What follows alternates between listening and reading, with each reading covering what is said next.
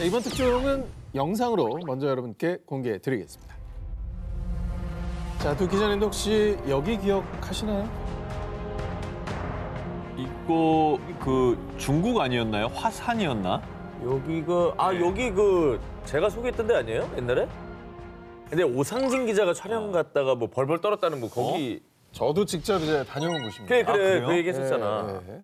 자, 방금 보신 곳은 중국 화산의 장공잔도. 장공잔도. 자, 원나라 때부터 수송자들이 오가던 길인데요.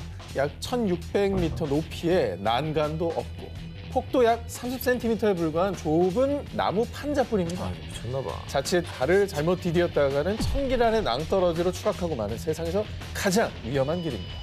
자, 그냥 보기만 해도 오금이 저리고 심장이 쿵 내려앉는 이 아찔한 절벽길. 한 번쯤 눈 딱 감고 체험하기도 쉽지 않은 이 장공잔도를 눈이 한가득 쌓인 이 겨울에 그것도 한 번이 아니라 시도 때도 없이 건너야 한다면 어떨 것 같으십니까?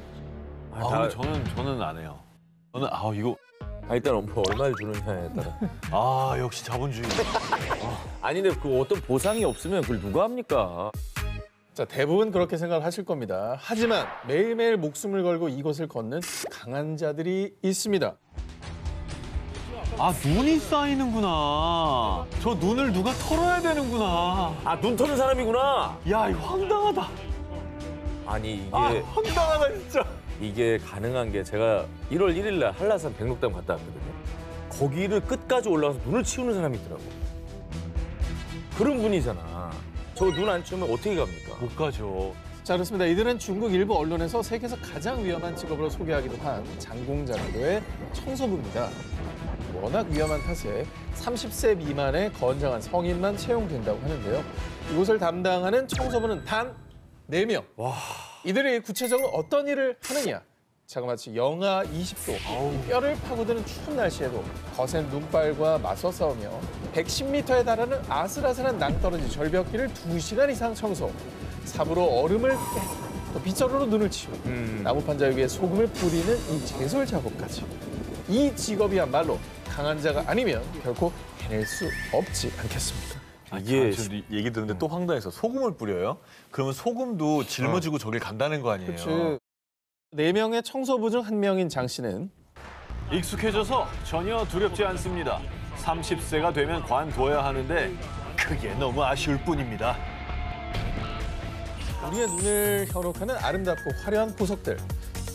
자, 그런데 혹시 보석들을 어떻게 채굴을 하는지 보신 적 있으십니까? 야, 그 생각은 한 번도 안 해봤네요. 자, 무려 5천여 개의 보석 광산이 존재하는 아시아 최대 보석 생산국 스리랑카 라트나푸라에서는요. 지하 10m에서 깊게는 무려 100m까지 깊은 땅 속에 직접 이 갱도를 만들고 보석을 캐는데 이 귀하디 귀한 보석에 흠집이 나면 안 되잖아요. 그래서 스리랑카 광부들은 기계가 아닌 오로지 삽과 망치만 사용, 100% 수작업을 합니다. 저기를 수작업으로? 야, 이것도 또 황당하네요. 근데 너무 무섭지 않을까? 저 좁고 어두운 길을 그냥 들어가는 거잖아요. 자, 어디 그뿐입니까? 작업하는 광산 내부의 폭은 고작 1m 남짓. 이 광부들은 장장 12시간 동안 허리도 제대로 펴지 못하고 온종일 몸을 웅크린 채 보석을 찾아 쉼없이 삽질을 하고 또 흙포대를 옮기는데요. 자, 생각을 해보십시오. 이 미로처럼 얽힌 좁은 갱도에는 이 미세한 유독가스가 흘러나오는 상황이 자주 발생합니다. 그런 가운데 지독한 육체 노동을 하며 팔, 다리, 어깨, 허리, 온몸이 저려올 수밖에 없고요. 심지어 땅이 머금은 습기에 이 비오듯 흘리는 땀마저 뒤엉켜서 불쾌지수마저 최강입니다. 두 기자님, 보석 광산에서 버텨낼 자신이 있으신가요? 저는 장공잔도로 가겠습니다. 둘 중에 하나 한다면은 장공잔도는 공기라도 맑지. 공기는 맑겠다. 공기는 맑을 거야. 네. 저 유독가스. 게다가 어두컴컴한 광산에서 의지할 거라고는 전기불인데 이 습기 가득한 지하의 전기불은 언제 터질지 모르는 폭탄이나 마찬가지입니다. 게다가 만약 물이 역류한다면 광산이 언제든 무너질 수 있는 상황입니다. 실제로 광산 붕괴로 매몰된 많은 광부가 사망하는 안타까운 사고가 기일비재했습니다. 광부들이 진짜 담력이 정말 강한 사람인 게 이게 사실 언제 무너질지 모르는 거잖아요. 여기서 가족들의 생계를 위해서 목숨 걸고 일하는 거니까. 맞아요. 늘 죽음의 위기와 맞서 싸워야 하는 이 스리랑카 광부들이 믿을 것이라곤 오 신이시여, 제발 오늘 하루 무사히 살아남게 해주세요. 2014년 아프가니스탄에서 작전을 펼치던 노르웨이의 특수부대 이 FSK는 고도로 훈련된 병력의 필요성을 깨닫고 이 부대를 창설했는데요. 아프가니스탄은 내전이 심하고 네, 가장 위험한 곳이기도 하고. 거기가 지형이 그리고 아주 험난하대요. 그래서 누가 어디 숨어 있는지도 모르고 굉장히 힘들다고 하더라고요. 아니 근데 특수부대원 중에서 이제 월등한 대원을 뽑아서 소수 정예 부대를 만드는 건가요? 그럼 진짜 셀 것 같은데. 자, 이 부대는요. 일단 훈련 과정이 너무 고되고 힘들어서요. 2014년 창설 당시 317명이 입대를 지원했지만 1년 뒤 훈련을 마치고 남은 자는 불과 13명. 와. 13명이 뭐 한 3%? 4% 되는 거예요? 네, 그야말로 강한 자만이 살아남은 곳이었습니다. 극악의 훈련을 거쳐 선별된 이 특수부대의 정체는 바로 세계에서 유일하게 여성으로만 이루어진 특수부대. 일명 사냥분대입니다. 사냥부인데? 여성으로만 이루어진 특수부대가 있었어요? 처음 들어봤는데. 아, 근데 뭐 여성 부대가 있을 수는 있지만 왜 하필 여성으로만 또 이렇게 이루어진 부대를 만든 거죠? 전쟁터에서 정보를 수집하고 여성, 어린이와 교류할 수 있는 군인이 필요했습니다. 자, 아프가니스탄에서는 남성 군인이 여성과 대화를 할 수 없어서요. 현지 여성들로부터 작전 수행이 필수적인 첩보를 입수하는 역할 등 작전상 고도로 훈련된 여성 군인의 필요성을 느꼈다는데요. 자, 그런데 그들이 있어야 할 곳은 다름 아닌 전쟁터. 사냥부대 대원들은 그저 성별이 여성일 뿐 다른 특수부대와 다름없는 강한 군인이어야 했습니다. 그렇죠. 자, 겨울이면 무려 영하 50도 이하로 떨어지는 북극의 툰드라. 살갗을 파고드는 칼바람이 휘몰아치는 이곳에서 사냥분대 지원자들은 무려 22kg 군장을 메고 행진. 보기만 해도, 보기만 해도. 지겨워. 와. 영하 50도요? 군대에서 최고로 고통스러운 기억 중 하나가 행군 아닙니까? 행군이죠. 행군이죠, 행군. 네. 발도 힘들어, 어깨도 힘들어, 머리도 힘들어, 목도 아파. 맞아, 감각이 없잖아. 행군이죠, 진짜. 근데 자, 여긴 더 심하잖아. 자, 근데 이뿐만이 아닙니다. 언제 어디서 들이닥칠지 모르는 적의 공격에 24시간 대비하기 위해 며칠 동안 잠을 전혀 자지 않는 무수면 훈련, 적진의 침투에 대테러 작전을 펼치기 위한 수백 미터 고공 낙하 훈련 등 저렇게 폭행을 당하면서도 반격을 해야 되는구나. 네. 무려 1년 동안의 혹독한 훈련을 통과해야만 사냥군대원이 될 수 있습니다. 일단 투입되면 그때부터 남성이고 여성이고가 뭐 무슨 의미가 있겠습니까?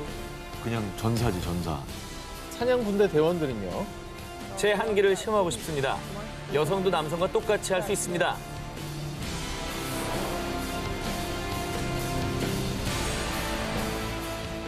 이번엔 대만의 강한 자 중에서도 강한 자들만이 살아남는 한 특수부대 선발 과정을 먼저 보여드리겠습니다. 뭐야? 팔이 어떻게 된 거야? 팔이 떠나서 돌밭에서 구르고 있는 거야. 네. 자, 지금 보신 강한 자들은요. 대만의 해군 중에서도 훈련 강도가 극악. 이 부대 대원이 되는 것만으로도 영광으로 여긴다는 상륙 정찰여단 소속 대원들입니다. 대만의 강철 부대인 이 상륙 정찰여단 부대원이 되기 위해선 먼저 거쳐야 할 관문이 있는데요. 100여 명의 강한 자들은 9주간의 기초 훈련에 참가하지만 대부분이 중도 포기. 한 20여 명의 살아남은 대원만이 마지막 5박 6일 동안 일명 지옥의 주라 불리는 난관 극복 주간에 도전하게 됩니다. 살아남은 강한 자들은 영하의 날씨에 가볍게 얼음물 세례부터 30km 장거리 달리기, 또 한 번의 호흡으로 35m까지 잠수하기, 146kg의 보트를 머리 위에 올려 버티기 등 뭐 이 정도는 일반 해군의 훈련 난이도와 비슷하겠죠. 그런데 끝날 때까지 끝난 게 아닙니다. 최종 관문이 남아있는데요. 바로 천국으로 가는 길입니다. 돌밭을 어떻게 굴러? 아니, 저게 무슨 천국으로 가는 길이야. 그냥 지옥으로 가는 길이지. 네, 반바지만 입은 예비대원들은 가족들이 보는 가운데 천국으로 가는 길 실시! 약 50m 길이의 날카로운 자갈길을 난 두렵지 않다라고 외치며 기어가야 되는데요. 그런데 보기만 해도 힘든 이 코스를 강한 자들은 그냥 기어가지 않습니다. 더 강해지라고 교관들이 소금물까지 팍 뿌려주고요. 소금물을 왜 뿌려줘요? 코스 중간중간에선 잠시 정지. 구르기, 앞으로 기어가기, 개구리처럼 뛰기, 돌기 등 다양한 동작을 수행하게 하는데요. 근데 만약 여기서 머뭇거린다, 또 동작이 부정확하다, 그러면 제자리로 돌아가 다시 출발을 해야 합니다. 와, 저게 정말 훈련 어마어마하네요. 극악무도한 천국으로 가는 길을 완주한 강한 자들에게만 주어지는 상륙 정찰여단 완장. 이 완장을 받은 대원들은요, 지금 제가 흘리는 눈물은 기쁨의 눈물이고 제 몸에 있는 흉터는 명예의 흉터이자 자부심입니다. 고통을 이겨냈다는 기쁨과 자부심을 가지고 상륙 정찰 여단으로서 임무를 수행한다고 합니다.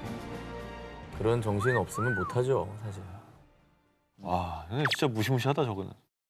비록 가는 길은 지옥이지만 강한 성취감과 자부심이라는 천국이 기다리고 있기에 이들은 천국으로 향하고 있습니다. 자, 이번 강한 자들은 영상으로 먼저 만나보시죠. 어휴, 돌이죠, 저거. 머리를 깬 거야?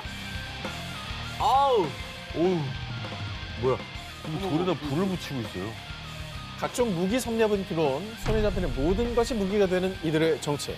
일명 미친 개들로 악명 높은 세상에서 가장 거친 특수부대, 러시아의 스페츠나츠입니다. 네, 스페츠나츠는 냉전 시대인 1950년 소련 군사정보국 산하부대로 창설됐고요. 현재는 연방보안국, 연방군 등 각 부대에 편입, 암살 및 대테러 임무에도 투입되는 최정예 부대입니다. 그리고 2016년엔 극단주의 테러 단체 IS로부터 시리아의 고대 유적지인 팔미라를 탈환하는 데 기여하게 됐는데요. 자, 그렇다면 러시아의 강한 자들인 스페츠나츠들은 어떻게 탄생이 되느냐? 한겨울에 40kg의 군장을 메고 약 70km를 행군하는 건 기본. 그리고 여러분 생각해 보십시오. 한겨울 영하의 날씨 얼마나 춥습니까? 근데 여기는 러시아잖아요. 야, 저 날씨. 그리고 알려진 바에 따르면 매 훈련이 실전, 건물, 버스, 항공기 등 장소를 가리지 않고 훈련하고요. 심지어 이분들은 폭풍을 가상으로 구현하는 게 아니라 진짜 폭풍에 배를 띄우고 훈련을 합니다. 원래 폭풍 오면은 오늘 훈련은 없다. 보통은 그렇죠. 내무반에서 보통. 대기하도록 이러잖아요. 자, 뿐만 아니라 스페츠나츠가 되기 위해선 강철 체력, 또 강인한 정신뿐 아니라 개개인이 인간 병기 수준으로 격투수를 연마, 무자비한 혈투가 벌어지는 스파링 훈련은 물론이고요. 하루 최소 2시간 동안은 러시아의 특공 무술인 시스테마와 삼보로 격투수를 연마하는데요. 그래서 스페츠나츠는 백병전에 특히 강점을 보이는 격투술의 달인들로 유명합니다. 표두르가 강한 이유가 있었네. 저들은 뭐 저기서 뭐 명함도 못 내는데.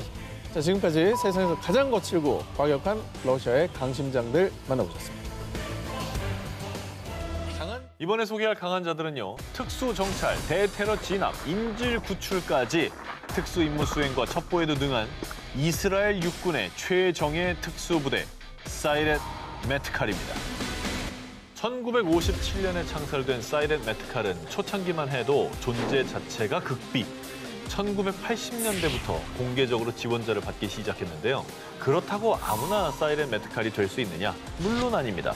먼저 6일간의 가벼운 테스트를 거쳐 낙하산 훈련만 4개월, 보병 훈련 2개월, 대테러 훈련 5주를 포함해 무려 20개월 동안 죽어라 훈련 받고요. 이 과정에서 사격, 무기 다루기, 장거리 항해술, 특공무술, 전술훈련까지 섭렵.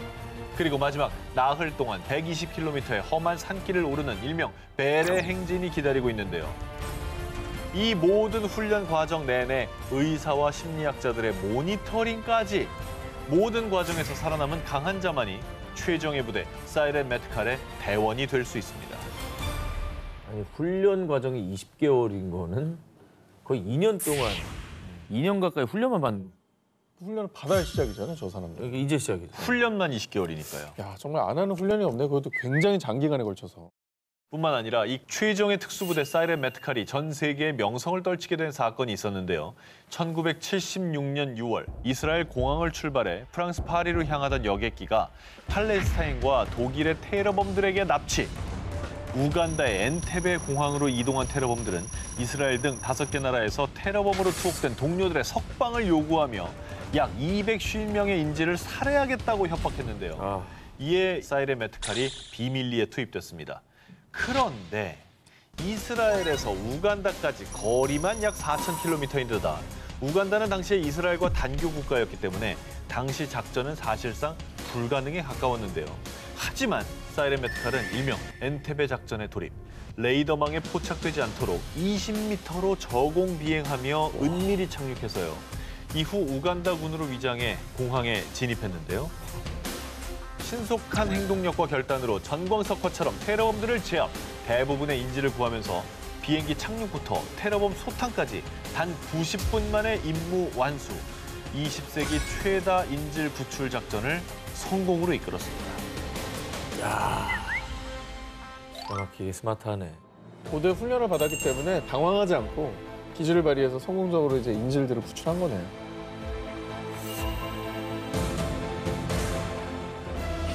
이번에 소개해드릴 강한 자들은 1,800건 이상의 작전 투입, 600여 명의 인질 구출에 성공. 이 부대가 투입됐다는 건 그 작전은 성공한다는 이야기. 1973년 창설 이후 지금까지 50여 년 동안 투입된 작전 중 단 한 번의 실패도 없었던 백전백승의 최정예 부대이자 유럽에서 가장 강력한 대테러 부대 중 하나로 명성이 높은 프랑스 헌병 특수부대 지젠느입니다. 반백년 동안 한 번도 실패한 적이 없다는 거죠. 야, 이거는 뭐 결과가 모든 걸 말해주네요. 제일 강한 사람들 아닙니까? 천하무적이네. 네. 지원자 중에 약 7%만이 선발될 정도로 엄격한 과정을 거쳐 뽑힌 요원들의 주요 임무는 인질 구출 작전으로요. 1994년 프랑스 국적기 납치 사건 당시 4명의 납치범을 제압하고 투입된 지 단 17분 만에 살아있던 229명 탑승자 전원 구출에 성공. 17분 만에? 17분 만에. 정광석화다. 와. 그러니까 딱 그러니까 모든 대원들이 그냥 하나같이 일사불란하게 움직이지 않으면 발생하기 어렵잖아요. 하나로 움직인 거지. 5년 이상의 군 경력자 중에 체력, 지적 능력, 심리 테스트 등 엄격한 과정을 통해 선발된 요원들은 약 1년 동안 저격술, 고공 낙하, 폭발물 처리, 화기 조작술 등을 철저하게 익히는데요. 그중에서도 테러범을 쫓는 부대답게 무려 하루에 300탄의 실탄 사격 훈련을 진행. 특화된 저격술은 세계 최고 수준이라고 합니다.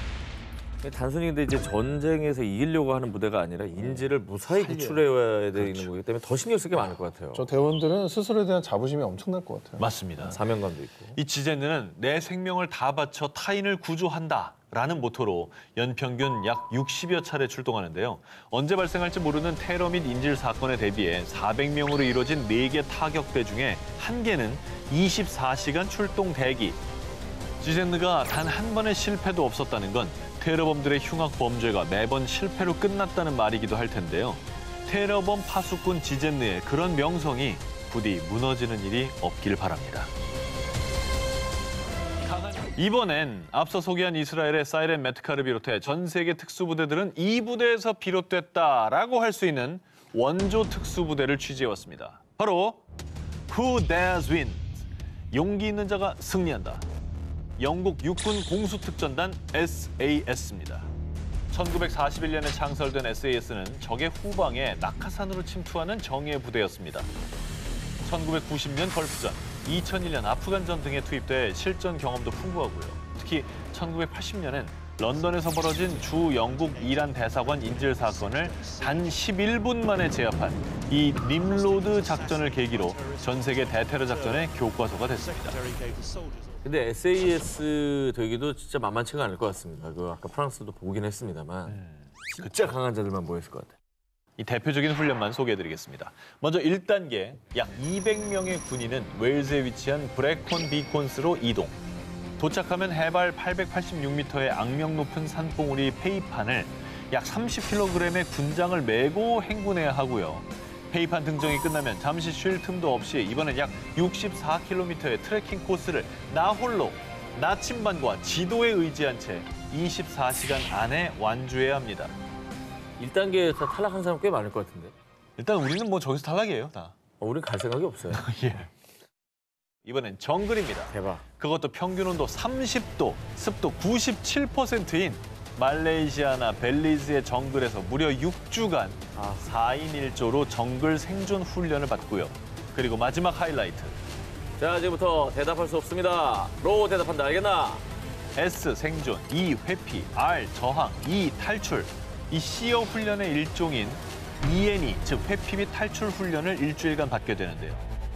그러니까 이 훈련은 쉽게 말해서 적에게 포로로 잡혔을 경우를 대비하는 실전 모의 훈련인데 예를 들면 가상의 포로 수용소를 만들어 납치하고 감금하고 실제와 흡사한 강도의 유도 신문과 욕설과 협박을 반복합니다. 이때 병사들은 자신의 이름, 직급, 군 번호, 생년월일 그리고 대답할 수 없습니다로만 대답해야 하는데요. 이 모든 훈련을 통과하면 당신의 전쟁은 끝났습니다 라는 말과 함께 SAS 대원으로 합류할 수 있습니다. 참고로 생존 전문가 베어 그릴스가 SAS 출신입니다. 그래서 생존 왕이 되셨나 봐요. 그러네. 그러니까 막 먹을 거 없을 때 알아서 찾아 먹고 막 이런 것들이 어떻게 보면 저런 실전 훈련을 통해 길러진 게 아닌가 싶어요. 험난하고 거칠고 위험한 SAS 훈련을 보고 걱정하는 두 기자님 같은 분들에게 전직 SAS 교관은 이런 조언을 남겼습니다. 이 모든 과정이 두려우십니까? 그럼 SAS에 지원하지 않으면 됩니다. 대답할 수 없습니다. 전 안 갈게요.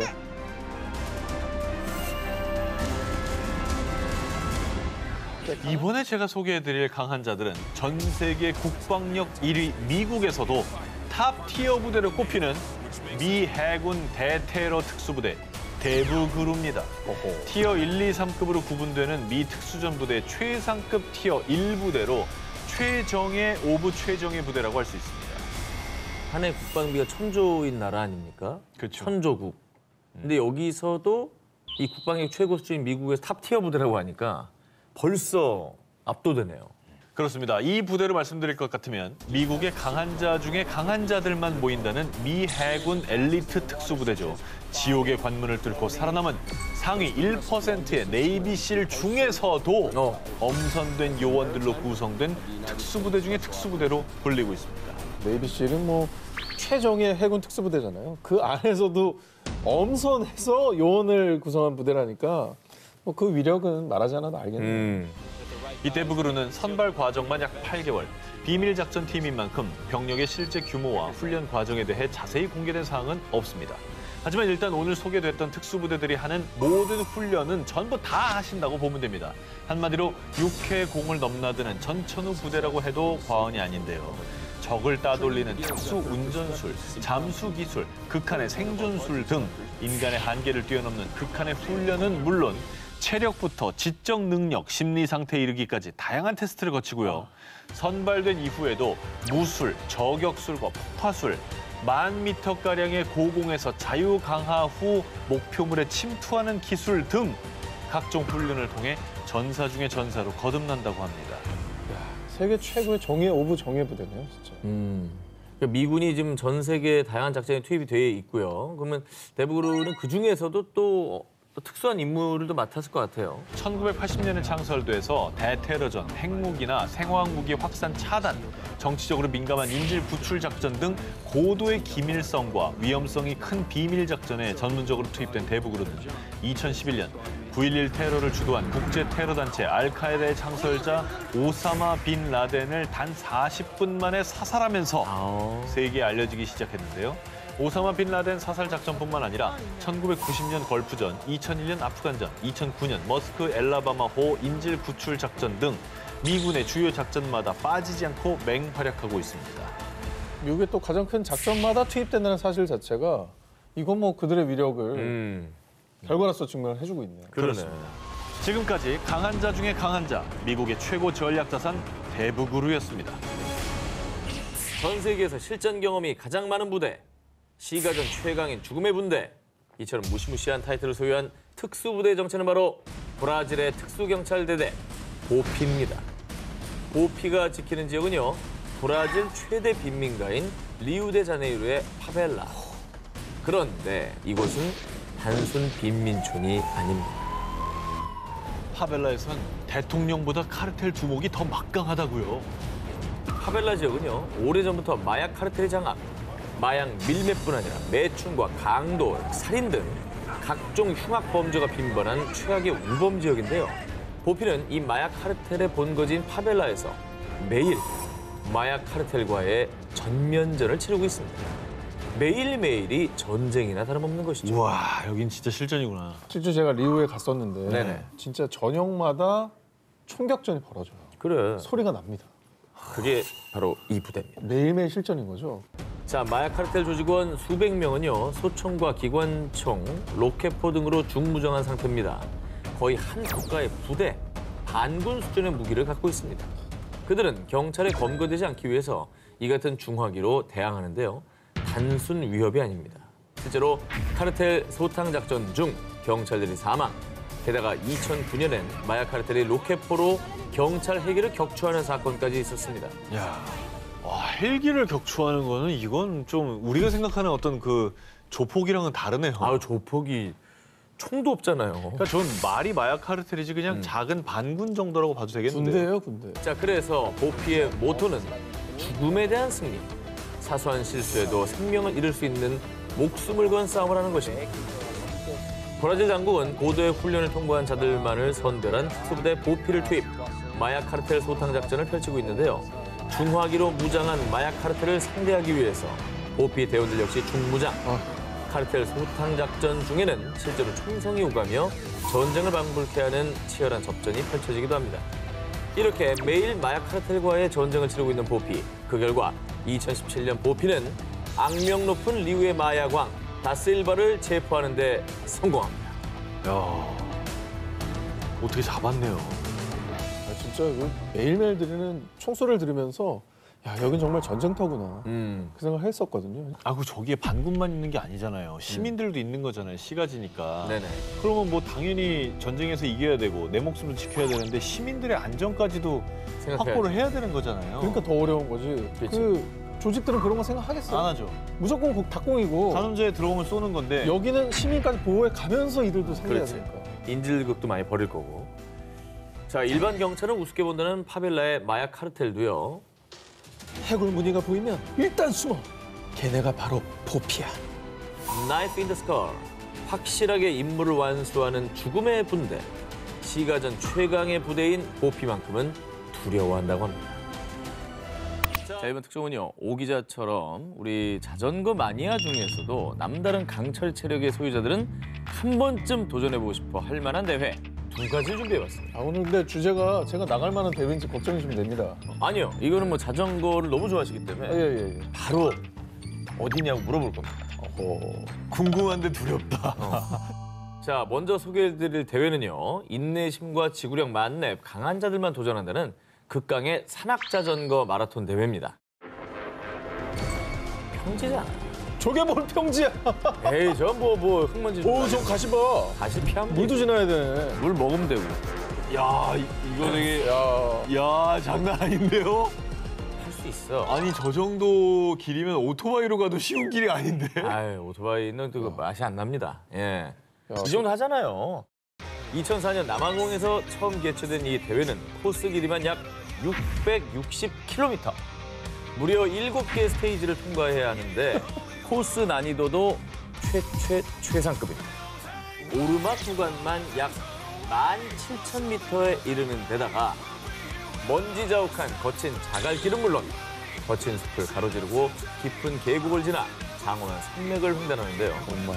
뜨거운 남아공의 태양 아래 험난하기로 악명 높은 위험천만한 지형들을 자전거 안으로 8일 만에 완주해야 성공합니다. 워낙 코스가 위험하다 보니 반드시 2인 1조로만 대회 참가가 가능하고요. 팀은 항상 2분 이내 거리에 함께 있어야 한다고 합니다. 정 기자님이 같이 가야겠네요, 저. 아, 한 기자가 가야죠.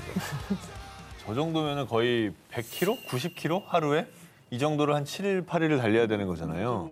서울, 부산 거리를 넘어선 거죠. 서울, 부산은 400km, 400 네. 좀 더 되나? 뭐 그럴걸요? 450 정도 되니까 그걸 넘어서지. 660이니까. 근데 사실 그거는 이제 고속도로 평지만 달리는 그런 구간이 많은 대회가 대부분인데 네네. 이거는 아까 뭐 수직 오르막길이라고 그랬잖아요. 아, 이거는 저 같은 사람은 취미로 하는 사람 못 가. 뭔 소리야. 우리 셋 중에 제일 가능성 높지. 자, 이 대회는 험난한 코스로 악명이 높지만 장엄한 산맥과 맑은 계곡, 장관을 이루는 해안선 등 남아공 천혜의 대자연을 누비는 것 또한 대회에 참가한 강한 자들만의 특권. 극한의 힘듦을 겪으면서도 동시에 자연의 경이로운 광경을 감상하는 맵단의 매력 덕분에 세계 산악 자전거인들의 도전 정신을 불태우고 있습니다. 이번 대회는요, 코스가 아주 짧아요. 예, 코스가 짧습니다. 2.4km밖에 안 되니까요. 아, 순식간에 끝나겠네. 2.4면은 뭐 네. 그냥 눈 하나 깜짝하면 가는 거 아니야? 제가 매일 수영으로도 2km는 나가니까. 그렇지. 660보다 2.4가 낫잖아요. 그치, 그럼 660보다 그래요. 큰일 났지. 자, 어떤 코스인지 영상으로 보여드리겠습니다. 또 내리막이에요? 얼마나 재밌어? 아니, 저걸 나보고 하라고? 근데, 아니, 근데 저걸 어떻게 저걸 찾아가? 뭘 찾아가? 사람들 소리 아니, 들어. 아, 사람들 있는데 저걸 쳐봐, 어떻게? 뭘 어떻게? 못 찾진 않겠다. 브레이크 들인다니까? 아, 이거 브레이크 밟으면 안 될 것 같은데? 야, 저 옆에 사람들은 무슨 깡으로 저걸 보고 있어? 난 저기서 보는 것도 못 하겠다. 자, 방금 보신 영상은요. 세계 최고의 실력은 물론 강철 심장까지 갖춘 자전거 탑 오브 마니아들이 도전하는 자전거 활강대회입니다. 활강이란 말이 너무 좋지 않아? 오르는 것보다 활강이 낫잖아. 야, 저거 진짜 강심장 대회다. 칠레 항구 도시 발파라이소에서 열리는 이 대회는 좁고 비탈진 발파라이소의 지형을 그대로 활용, 민가 사이사이를 헤집고 내리막 계단을 달리고 지붕을 나르며 아찔한 스릴을 즐기는 대회입니다. 내리막이 약 2.4km에 계단만 총 1,605개입니다. 선수들은 세상에서 가장 긴 이 내리막 코스를 아주 스피드하게 달려서 2분대 돌파. 장난 아니게 위험해. 자, 지구상에서는 보기 힘든 스피드는 물론 이것은 대회인 것이고요. 보기만 해도 아찔한 선수들의 액션까지 더해져 대회가 열리는 매년 여름이면 수천 명의 관중이 발파라이소로 몰린다고 합니다. 와, 장난 아니다. 여기 내려오는데 2분 걸린다 그랬잖아요. 네네. 2분 동안 정말 초강력 집중력을 유지해야 되는 거예요. 딱 0.1초만 집중력이 엇나가도 아니, 저는 6시간 기록 이제 잡고 갈게요. 아, 브레이크 꽉 잡고. 네, 저는 그냥 6시간으로 갈게요. 본인이 강하다고 자부하시는 분들 그 강인함을 제대로 증명할 수 있는 이것에 도전해 보시기 바랍니다. 바로 지상 최대 하드코어 레이스 터프 머더입니다. 아, 이게 제가 참가했던 대회입니다. 미국에서. 아, 그래요? 예. 터프 머더 익스트림 스포츠 마니아이자 영국의 대테러 부대 장교였던 윌 딘이 설립했습니다. 진흙탕 속에서 달리고 뛰고 헤엄치고 기어서 각종 장애물을 통과하는 대회인데요. 이것은 마치 죽음의 레이스와도 같아서 이 대회에 참가하려면 사전에 사망 동의서를 작성해야 합니다.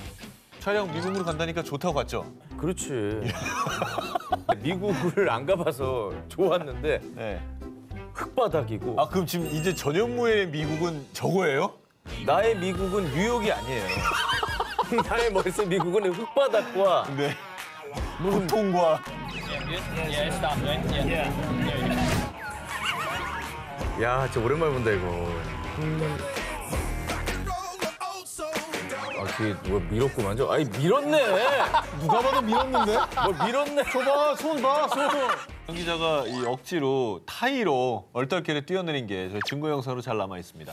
4.5m 높이에서 수십 5m의 흙탕물로 뛰어드는 고공 다이빙부터 흙탕물이 가득 차 있는 파이프 터널을 포복으로 통과.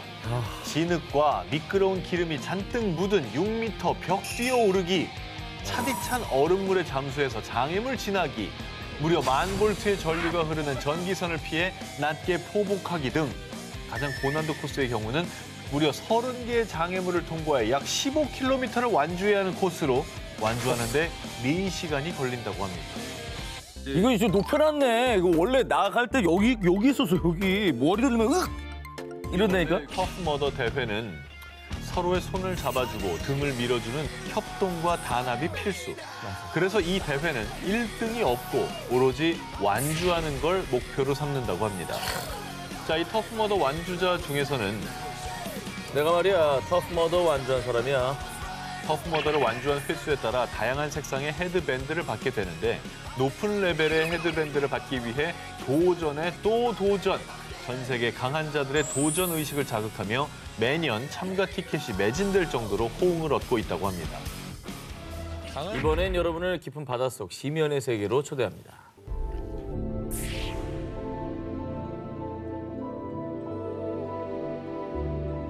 뭐야, 장비 없이 가요? 프리다이빙? 그렇습니다. 근데 언제까지 있는지 보세요. 저 봐요, 계속 내려가고 있어요. 근데 어떻게 저렇게까지 되지? 자, 방금 보신 영상은 공기통 하나 없이 숨을 참으며 깊은 바닷속을 잠수하는 수중 스포츠 프리다이빙입니다. 빛 한 점 들어오지 않고요. 아무것도 들리지 않는 고요한 심해. 바닷속에 들어가면 느껴지는 건 오직 내 심장 소리와 한기뿐.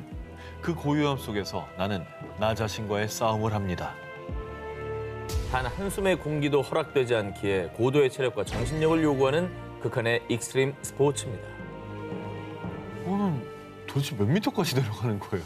공기통을 착용하고 들어가는 스쿠버 다이빙과는 완전 다른 종목인 것 같은데. 다르죠. 숨을 참는 것 자체가 되게 힘들 거고 그리고 수압이라는 게 있거든요. 그러니까. 아 그러면 도대체 얼마 정도 음. 참아야지만 저거 할 수 있는 겁니까? 자, 이 프리다이빙이 얼마나 극한인지 간접 체험을 일단 해보겠습니다. 누가 숨을 더 얼마나 오래 참는지 내기하는 겁니다. 자, 그러면 저 타이머 있죠? 그래요? 네. 각자 기록해 주세요.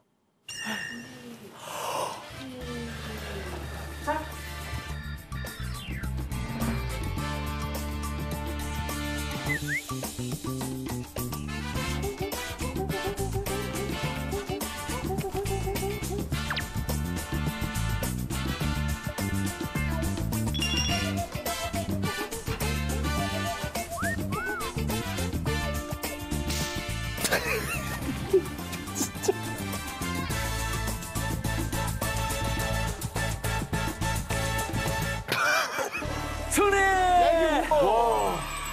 자, 다시 한번 정리해드릴게요. 오상징자 37초, 한국징자 1분 10초, 전현무기자 1분 12초였는데요.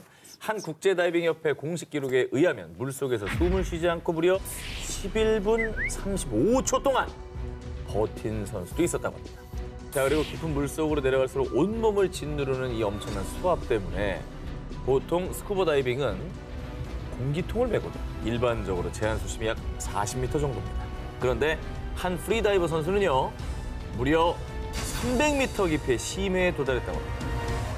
바다 깊은 곳으로 들어갈수록 두통, 이명, 관절 통증과 함께 눈앞이 깜깜해지는 시각장애가 발생합니다. 발생하지. 급기야 산소 부족으로 뇌까지 손상, 갑자기 의식을 잃는 일명 블랙아웃 위험이 도사리고 있는데요. 하지만 이 같은 위험에도 불구하고 프리다이버들은 나 자신과의 싸움을 위해서 오늘도 어김없이 바닷속으로 뛰어들고 있습니다. 아니야, 대회 중 죽는다냐. 그것은 나의 죄. 다치거나 죽더라도 이의나 소송을 제기하지 않는다. 자, 이렇게 무시무시한 서명을 해야만 참가할 수 있는 대회가 있다면 여러분은 참가하시겠습니까? 이 대회가 얼마나 무시무시하냐면요. 알려진 바에 따르면 해외 파병되는 영국과 독일의 특수부대원이나 프랑스의 소방대원들이 이 대회 경기장을 훈련 장소로 사용할 만큼 험난하기로 유명합니다. 아우 뭐야, 아우 고기가 들어. 우리 같은 일반인이 도전할 때가 아니네요. 그러니까 이게 뭐 수련회 뭐 이런 캠프 이런 줄 알고 왔다가는 아주 그냥 아, 그렇게 생각합니다. 엄청 후회하겠는데요. 네. 그런 상황 속에서도 기꺼이 목숨까지 걸고 압도적인 대결을 펼치는 전 세계 상남자 또 상여자들이 있습니다. 어우, 불구덩이 불난 거 아니야? 아, 떨어진 거예요? 아, 저거 건너가는 거구나. 이건 특수부대 훈련인데? 1987년부터 매년 1월 영국 울버햄턴 근교에서 개최되는 일명 터프가이 대회인데요. 참가자 중 3분의 1은 중도 탈락할 만큼 전 세계에서 가장 힘든 레이스 중 하나로 명성이 차지합니다. 자, 그러면 지금부터 여러분을 터프가이로 만들어드리겠습니다. 우선 가볍게 영하의 날씨 속에서 9km의 크로스컨트리 구간을 뛰십시오. 자, 그러고 나면 약 20개의 죽음의 관문, 킬링필드 장애물 구간이 기다리고 있는데요. 저희는 살짝 맛만 보여드리겠습니다. 목까지 차오르는 진흙탕 사이에 있는 불타는 건초 더미를 헤쳐나오면요. 킬링필드 중에서도 악명 높은 18m짜리 터널 구간이 기다리고 있습니다. 자, 그리고 다음 미션, 참가자들이 가장 두려워하는 구간 중 하나인 수중 터널입니다. 근데 말이 수중 터널이지 가슴까지 차오른 차가운 얼음물에 다 젖어 덜덜덜 떨면서 한 치 앞도 보이지 않는 흙탕물 속 터널을 통과하면 되는데요. 이렇게 특수부대 훈련장을 방불케 하는 경기장 안에는요. 불구덩이, 얼음물, 또 진흙탕까지. 강한 자들은 그야말로 물불 가리지 않는 13km의 험난한 코스들을 넘어야만이 터프가이의 명예를 얻을 수 있습니다. 구간마다 저체온증, 화상, 익사, 해소공포증의 위험이 도사리고 있지만 이들이 도전을 하는 이유. 그냥 달리기만 하면 재미없잖아요. 우리는 극한의 체력과 정신력을 테스트하게 될 겁니다. 자, 실제로 부상자가 속출하며 중도 탈락하는 도전자들도 많지만 죽어도 좋다. 극한의 고통을 즐기려는 참가자들의 도전이 이어지고 있는데요. 이 참가비와 수익금 일부는 국가에 봉사한 군인들을 비롯해 사회에 기부를 하는데 이 터프가이 대회를 통해 신체적으로나 정신적으로나 진정한 상남자 또 상여자의 면모를 보여주고 있습니다. 자, 지금까지 소개한 특종의 대회들은 고작 해봐야 뭐 하루에 몇 시간 혹은 단 며칠 정도만 뭐 바짝 고생하면 되지 않습니까? 그런데 지금 제가 소개할 특종은 장장 2달 가까운 시간 동안 사투를 벌여야 하는 곳입니다. 지금부터 끝없는 수평선이 펼쳐진 대서양 바다 한가운데로 떠나보겠습니다. 바로 이 보트 하나로 대서양을 횡단하는 조정대회입니다. 아니 대서양에서 어떻게 노를 저어서 와? 조정은 그냥 무동력으로 사람의 그 노의 힘으로만 가는 거니까. 그렇죠. 믿기 힘드시겠지만 이게 사실입니다. 세계에서 가장 혹독한 조정대회라 불리는 대서양 횡단 조정대회. 아프리카 북서부 카나리아 제도에서 카리브해 안티구아까지 4,800km의 거리를 조정으로 횡단하는 대회입니다. 상상이나 가십니까?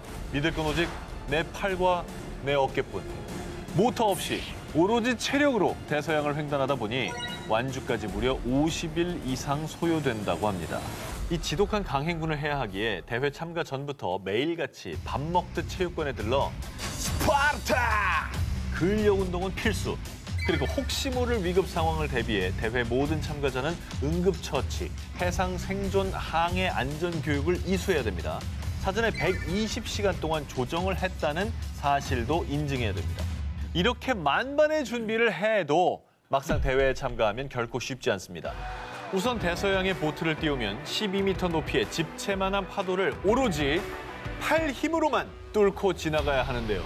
이 거친 파도에 보트가 뒤집히는 상황은 부지기수. 갑작스럽게 폭풍우가 찾아와도 피할 길이 없고요. 폭풍과 맞서 싸우고 보트 내 작은 창고에서 매일 2시간씩 쪽잠을 자가며 팀원이 교대로 밤낮 없이 노를 저어야 합니다. 그러다 보니까 참가자들은 하루에 보통 5,000칼로리 이상을 소모하고요. 대서양 횡단을 마치고 나면 체중이 12kg이나 빠진다고 합니다. 2020년에 이 대회에서 완주한 최고령 도전자였던 70세 남성 프랭크 로스웰은 이런 소감을 전했습니다. 이 믿을 수 없는 여정을 제 힘으로 해냈다는 사실이 너무나 자랑스럽습니다. 이번에 소개할 강한 자들의 성지는 산입니다. 무려 5개 나라를 거치는 1,000km 이상의 거리를 오직 무동력으로 걷고 뛰고 하늘을 나는 초고난도 코스. 클래스가 다른 철인 경기 엑스 알프스입니다. 우선 코스를 먼저 설명해 드리겠습니다. 일단 오스트리아 짤츠부르크에서 출발해서 험준한 알프스 산맥을 따라 독일, 스위스, 프랑스, 이탈리아를 거쳐 다시 오스트리아까지 무려 5개 나라 1,000km가 넘는 거리를 맨몸으로 달려서 12일 안에 완주해야 하는데요. 네. 해발 4,800m에 달하는 알프스 산맥의 가파른 지대는 물론 깎아지르는 절벽도 타야 하고요. 끝없이 펼쳐진 계곡도 건너야 하기에 중간중간 패러글라이딩을 활용해 이렇게 걷고 뛰고 날고 그야말로 슈퍼맨처럼 육해공 가리지 않고 국경을 넘는 극한 중의 극한 철인 경기인 겁니다. 그리고 고산지대 가면은 우리 칼바람 한라산만 올라가도 엄청 보잖아요. 백록담에서 이제 몸 날아갈 뻔했어요. 이 강풍 사이를 가로질러서 정해진 코스로 가야 되니까 이게 테크닉 너무 필요할 것 같고 테크닉이 필요하겠구나. 방향 잡는 것도 쉽지 않을 것 같은데 나는. 이 엑스 알프스 코스가 워낙 험난하다 보니 대회 주최 측에서는 엄격한 심사를 거쳐서 등산과 패러글라이딩 경험이 있는 전 세계 약 30명의 선수만 선발합니다. 그런데 말입니다. 이렇게 강한 자들로 선발된 참가자들이지만 대부분의 선수가 완주에 실패합니다. 어머. 대회는 장장 12일간 펼쳐지는데 규정상 새벽 5시부터 밤 10시 사이에만 활동 가능하고요. 정해진 시간 안에 경기를 치러야 하는데요. 그런데 대회 4일차부터는 48시간마다 꼴찌 선수가 차례로 탈락. 체력은 물론 시간과도 싸워야 하는 잔혹한 경기입니다. 때문에 2021년에는 29명의 선수 중 완주에 성공한 선수가 겨우 5명. 이 한 손에 꼽을 정도입니다. 야, 그 5명은 진짜 자부심이 장난 아니겠다. 참가부터 완주까지 어느 것 하나 쉬운 게 없습니다. 극소수의 강한 자만이 완주할 수 있는 세상 가장 혹독한 철인 경기 엑스 알프스였습니다. 만약에 두 기자님은 마라톤에 도전한다면 광활한 자연 속에서 짧게 뛰시겠어요? 아니면은 도심에서 오래 뛰시겠어요? 저는 지구력이 없으므로 어, 광활한 자연에서 짧게 뛰는 걸로. 굵고 짧게. 네. 저는 오늘 질문들의 패턴이 있는 것 같아요. 조심해서 오래 뛰겠습니다. 왜 그런 판단했죠? 우리가 말하는 자연이 우리가 아는 그런 대자연이 아니에요. 아, 그래요? 뭔가 더 이상한 곳으로 우리를 그러면 끌고 갈 것 같아요. 내가 얘기하는 오래는 어떤 오래일 것 같아요? 아까 막 한 달까지 나왔으니까 한 열흘? 얘기했죠? 오래라고요. 예. 자, 먼저 그러면 자연을 좋아하는 우리 한 기자님을 위해서 시원한 공기 마음껏 마시며 뛸 수 있는 마라톤 코스 짧은 거 추천해 드릴게요. 매년 2월마다 북아메리카 최북단 알래스카에서 열리는 약 563km의 마라톤입니다. 이게 뭐가 짧아요? 아니 500km를 서울 부산보다 더 긴 데를 짧다고요? 이게 뭐가 짧아요? 알래스카 사이즈를 생각해봐요. 짧게 해드린 거야. 게다가 알래스카 엄청 추울 거 아니야. 말이 돼? 왜 차로 가도 몇 시간이야 도대체? 두 발로 달리기, 자전거 타기, 스키. 자, 한 가지를 선택해서 앵커리지 나이코에서 맥그레스까지 야생 설원을 달리는 마라톤입니다. 매년 50명 이상의 강한 자들이 참가, 허리까지 쌓인 눈길을 헤쳐가며 피부가 찢겨나갈 듯한 고통에 매서운 강풍에 맞서서 산맥과 얼어붙은 호수 위를 달리고 또 달리는 겁니다.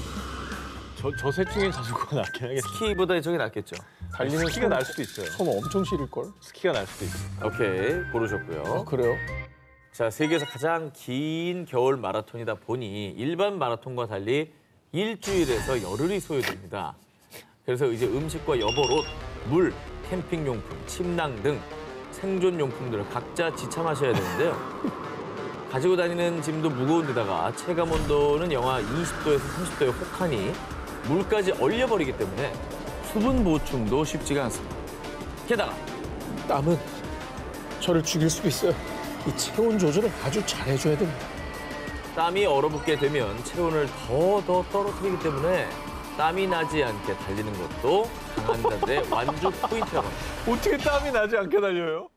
아니 진짜 추울 때 행군 같은 거 하면 자기 숨이 얼어버리잖아요. 맞아요. 이거 그래서 진짜 여기 입 주변이 진짜 입 얼지. 주변 날아가거든 완전. 아니 근데 와 어떻게 땀이 안... 와... 자, 그래도 다행인 점은 약 80km 지점마다 검문소가 존재. 이곳에서 짧게 잠을 청하거나 따뜻한 음식을 챙겨 먹고 장비를 다시 정비할 수가 있습니다. 하지만 빠른 완주가 목표인 스트롱맨, 리얼 강한 자들은요. 영하 50도 이하로 떨어지는 밤에도 허허벌판 눈 위에 침낭을 깔고 야생 늑대들의 울음소리를 들으며 쪽잠을 청한다고 합니다. 자, 그리고 약 563km 마라톤 완주에 성공한 사람들만이 도전할 수 있는 최고 극한의 코스. 약 1609km 마라톤 코스도 존재합니다. 최후의 800km는 자신이 휴대한 생존 장비로만 횡단해야 합니다. 그야말로 극한 오브 극한 레이스겠죠. 이거는 체력도 체력인데 정신력이 엄청나게 요구되는 그렇죠. 그런 대회인 것 같고 자신과의 싸움이죠. 네, 저는 안 가겠습니다. 자, 일단은 그러면 한번 들어보시고 네. 도심 쪽이 더 나오면 도심. 저는 도심으로 갈게요. 도심은 그래도 네. 노숙은 안 할 거야. 노숙은 안 하지 않느냐. 네. 제가 오래라고 했습니다. 자, 이번에 오상진 기자를 위한 도심 속 마라톤 코스를 소개합니다. 일단 빌딩 숲으로 가득한 미국 뉴욕 한복판에서 열리는 마라톤이에요. 뉴욕 좋죠. 뉴욕이에요. 커피도 있고 도넛도 있고. 그럼. 네, 거기 전철역도 있고. 사람도 있고 하잖아요. 그럼요. 자, 먼저 이 대회에 참가했던 한 마라톤의 소감부터 듣고 가시겠습니다. 참고로 마라톤 540회 참가 이력이 있는 분입니다. 여태까지 마라톤 500번 넘게 하면서 한 번도 울어본 적이 없는데요. 이 대회는 결승전을 통과하자마자 울었어요. 얼마나 좋았으면. 뭔데 이 500번이나 뛴 사람이 울어요. 왜 울어? 힘들어서 왜 울어? 이 마라톤 대회는 매년 6월에서 9월 사이에 개최, 뉴욕 84번가 블록 하나, 약 883m의 길을 달리는 마라톤입니다. 짧은데? 아니, 설명이 어. 도심 속에서 오래 뛴다며. 잘 설마 기어? 기어서. 물구나무 서서 가요? 자, 이 마라톤 대회가 힘들다고 소문난 이유는 따로 있습니다. 뉴욕 84번가 블록 하나 883m의 길을 한 번이 아니라 총 5,649번을 뱅글뱅글 돌았어. 52일 안에 약 4,988km를 완주해야 하는 것이지요. 뉴욕 맨하탄은 그냥 크게 돌면 되지 굳이 왜 저렇게 하냐고. 그럼 대서양 횡단하고 거리 비슷한 거 아니야? 자, 이렇게 달리면서 자신을 돌아본다는 취지에서 시작된 마라톤 대회 일명 자기 초월 레이스는요. 그냥 주야장천 뛰면 되는 거 아니야? 그래도 춥진 않으니까 달릴만 한 거 아니야? 생각하셨다면 절대 네버 큰 오산입니다. 참가자들은 오전 6시부터 자정까지 달릴 수가 있는데요. 마라톤 코스는 교통이 잘 통제된 도로가 아닌 인도. 출퇴근하는 직장인, 자전거를 타는 아이들, 마트에서 장보고 나오는 시민들 사이에서 요리조리 피해가며 달려야 합니다.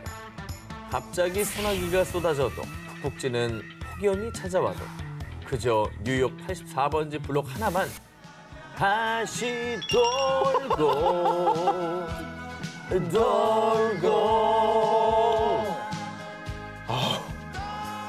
이러다가 건물에 있는 벽돌 수까지 다 외우겠네. 이거.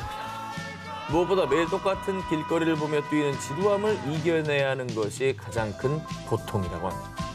와, 저거는 정말 뛰다 보면 정말 많은 생각이 진짜 들겠다. 현자 타임 올 것 같은 게 다른 사람 편안하게 일상을 즐기는 네. 사이에 난 저거를 계속 5,000번을 뛰어야 되는 거잖아. 정든다니까요. 이 마라톤 대회는 안전을 위해 100km 이상 달리는 울트라 마라톤 대회 출전 이력이 있는 베테랑 마라토너들만 출전 가능.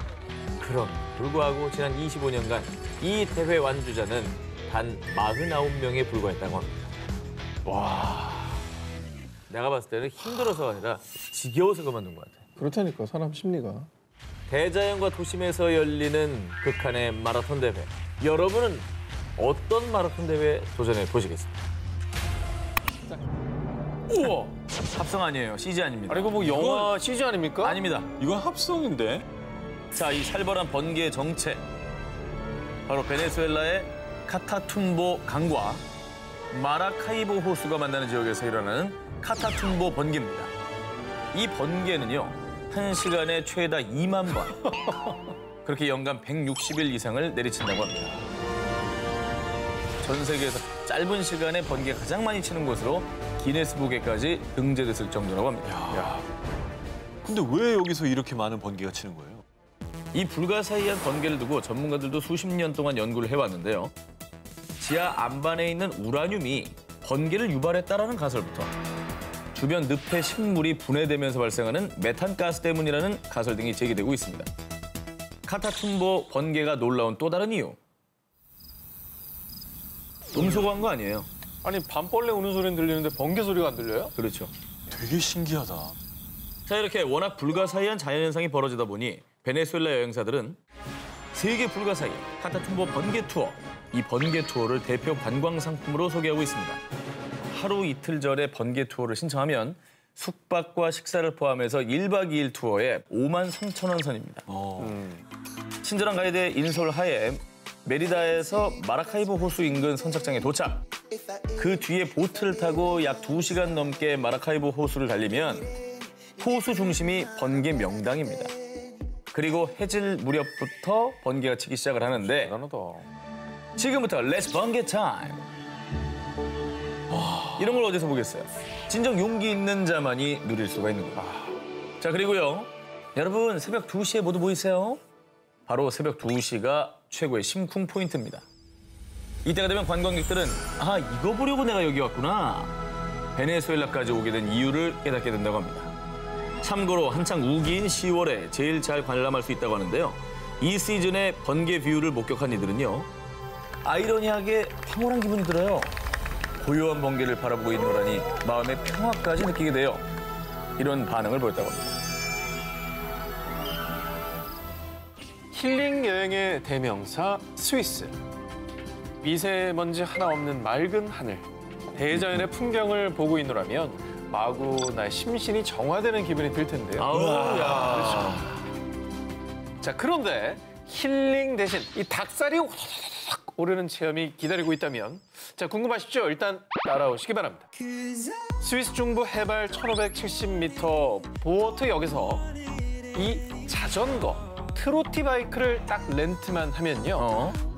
스위스의 오솔길을 따라 휘톤치드 팡팡 쐬면서 스위스의 동화 같은 시골 마을을 쭉 자전거 하이킹할 수 있다고 하는데요. 너무 예쁘다 진짜. 하늘 색깔이 저게 말이 되는 거야? 이거 굉장히 낭만적인데? 자, 홈페이지에서는 이 트로티 바이크를 두고 자전거와 스쿠터의 장점만 합쳤다라고 소개를 하고 있는데 오케이. 이 말을 좀 다이렉트로 풀어드리면 노 안전, 노 페달. 뭐야? 즉 한마디로 서서 타는 자전거다 이 말씀. 자, 페달 없이 오직 브레이크로만 속도 조절이 샥샥샥 하면요. 해발 1570m 보어트역에서 그린델발트역 구간까지 약 5km의 드넓은 알프스 산록의 내리막길을 온몸으로 질주하는 겁니다. 이야, 너무 재밌겠다, 이거. 저 진짜 재밌겠는데? 자, 그런데요. 킥보드처럼 쉬울 줄 알았는데 스위스 산길을 대굴대굴대굴 굴렀다. 자, 농담 좀 과하게 하면 내리막길이 거의 황천길 느낌. 뭐야 저 표현. 그러니까 직접 타면 네. 보는 것보다도 훨씬 더 스릴감이 있다는 거죠. 그러겠지. 후기가 좀 살벌하죠. 자, 그럼 지금부터 신나게 달려보도록 하겠습니다. 야 이거 진짜 궁금하다. 누구도 날 말릴 수 없다. 바람을 가르는 고속 질주. 자, 그리고 스릴을 더해주는 비포장 코스를 달리다 스탑! 내 눈에 담고 싶은 스위스의 대자연에선 잠시 멈췄다가요. 인생샷까지 저렇게 찰칵. 아우. 또 바로 제대로 된 힐링 아니겠습니까? 저게 좋네 저게 좋아. 천혜의 자연, 스위스를 제일 닭살 돋게 즐기는 방법. 트로티 바이크였습니다. 익스트림의 천국 뉴질랜드.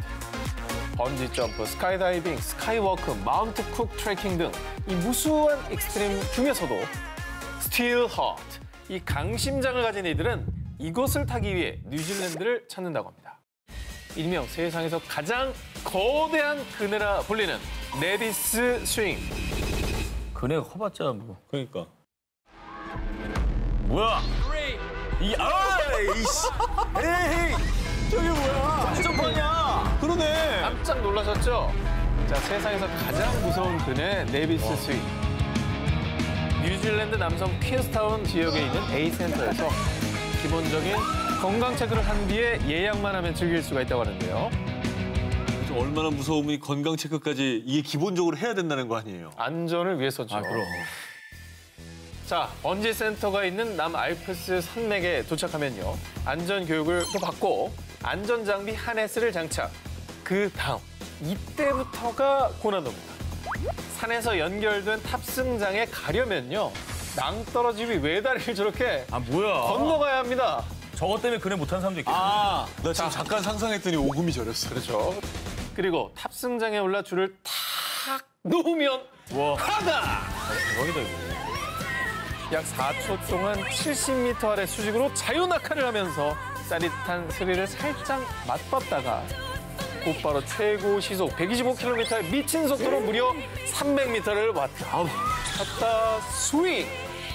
자, 그런데 그냥 타도 무서운 이 네비스 스윙을 더욱더 스릴 있게 즐기는 방법이 또 있다고 합니다. 스릴은 충분해요. 더 있습니까? 더 있습니다. 바로 저거. 왜 들리래? 거꾸로. 발을 위로 매달았잖아요. 자, 그야말로 땅으로 돌진하는 듯한 기분을 느낄 수가 있는 거죠. 자, 그리고요, 모든 이 스윙이 끝나고 아직 정신이 제자리 잡기도 전에 직원이 이렇게 웃으면서 말한다고 합니다. One more time. 한 번 더. 당신이 알던 그네의 끝판왕, 세상 짜릿, 아찔한 공포의 그네. 자, 다음 도전할 용자를 기다리고 있습니다. 저게 무슨 그네야. 자, 다음 특종입니다. 페루 하면 마추픽추만 떠올린 당신. 노노. 이 페루에는요, 페루에만 있는 번지가 있습니다. 페루에만 있어요? 번지. 슈퍼맨이 되고 싶으신가요? 아니요, 싫어요. 그 꿈을 이뤄드리겠습니다. 와, 어떻게 하는 바로 거야? 도대체. 슬링샷으로 말이죠. 어디가? 자, 정말 아찔하죠? 페루에서 이 슈퍼맨이 되는 방법. 페루 쿠스코에 위치한 에이밸리에서 예약을 하시면요. 이 문서를 줍니다. 목숨의 어떤 위험도 감수하겠습니다. 라고 적힌 서명서에 사인까지 해주면 준비 끝. 자, 그럼 이제 진짜 떠나볼까요? 어디로? 자, 무중력의 세계가 펼쳐지는 하늘로. 3, 2, 1, 발사! 아유, 말도 안 돼. 아유, 이게 뭐야, 이게. 어머. 저 내려오는 게 너무 무서운데? 비명 소리 들리시죠? 자, 슈퍼맨이 되어서 상공 128m로 슉 날아가면 다시 128m 아래로 번지했다가 또 날아오르고 이 말만 들어도 오금 전에 이 아래로 떨어졌다가 올라갔다가 하는 과정을 무려 10번 정도 반복. 이때 나를 지켜주는 건 딸랑 와이어줄 하나. 쐈는데 안 돌아온 분은 없습니다. 아직까지는 아직 없어요. 없습니다. 다행입니다. 그리고 이 슬링샷이 정말 무서운 게 기계가 팡 하고 쏴주는 거라서 마음의 준비를 할 새가 없습니다. 그러지. 내 준비가 되는지 안 되는지 의지와 상관없이 하늘로 그냥 슉 날아간다는 겁니다. 그래서 보통 강심장도 큰 소리를 여기서 못 친다고 하는데요. 그럼에도 불구하고 마치 하느님을 보고 온 것 같이 극한의 짜릿함이 느껴져 엄지척한다고 합니다. 자, 그리고 나 자신과의 싸움에서 이겼다는 증명. 인간 투석기가 되어 쏘아 올려졌음을 증명합니다라는 내용의 인증서까지 챙겨야 끝. 저 인증샷은 무조건 SNS용이네요. 찍어서 자랑을 해야지. 나 이거 탔다? 이러고. 아니, 이 와중에도 SNS 생각나는데. 형, 저 경험이 중요한 거지, 지금. 했잖아. 자랑해야 됩니다. 세상에서 단 하나뿐인 익스트림. 페루의 슬링샷을 즐기고 싶다면 강심장들 모두 왔어요. 자, 이번 특종은 특별히 한 기자님을 위해 준비했습니다. 저요? 두바이에서 한 네. 기자의 오금을 저리게 했던 워터 슬라이드 기억하시죠? 기억하죠? 예. 수다 사라졌잖아. 그래도 저건 웃겼어. 여기 이제 저 해에 가장 웃겼던 한 기자님이 시청자들 뭐- 웃기게 했던. 저 때 사실은 되게 멋있는 표정으로 떨어지려고 그랬거든요. 예. 0.5초 만에 깨시더라고요. 우리 한 기자의 워터 슬라이드 도장 깨기 2탄을 위해서 제가 특별히 준비한 곳이 있습니다. 브라질 세아라주에 위치한 한 워터파크의 인사노 워터 슬라이드입니다. 자, 이 워터 슬라이드의 위험, 홈페이지에서도 당신의 인생에서 가장 극단적인 경험 중 하나라고 소개할 정도입니다. 에? 높이가 무려 41m, 대박. 아파트 14층 건물 높이입니다. 거의 집각인데 그리고. 그래서 또 달리 불리는 이름이 이게 죽음의 워터 슬라이드라고 하는데. 자, 그런데요, 이 무시무시한 워터 슬라이드. 헬멧이나 보호대도 하고 위에 안전 커버도 싹 있어야 할 것 같지만 딸랑 수영복 한 장만 입고 탑승해야 합니다. 아, 근데 여기에 정말 그 포인트는 위에 뚜껑 없는 거야. 그렇죠? 누가 봐도 어떻게 하다 날아갈 것 같잖아, 왠지. 자, 그래도 타볼 만한 건요.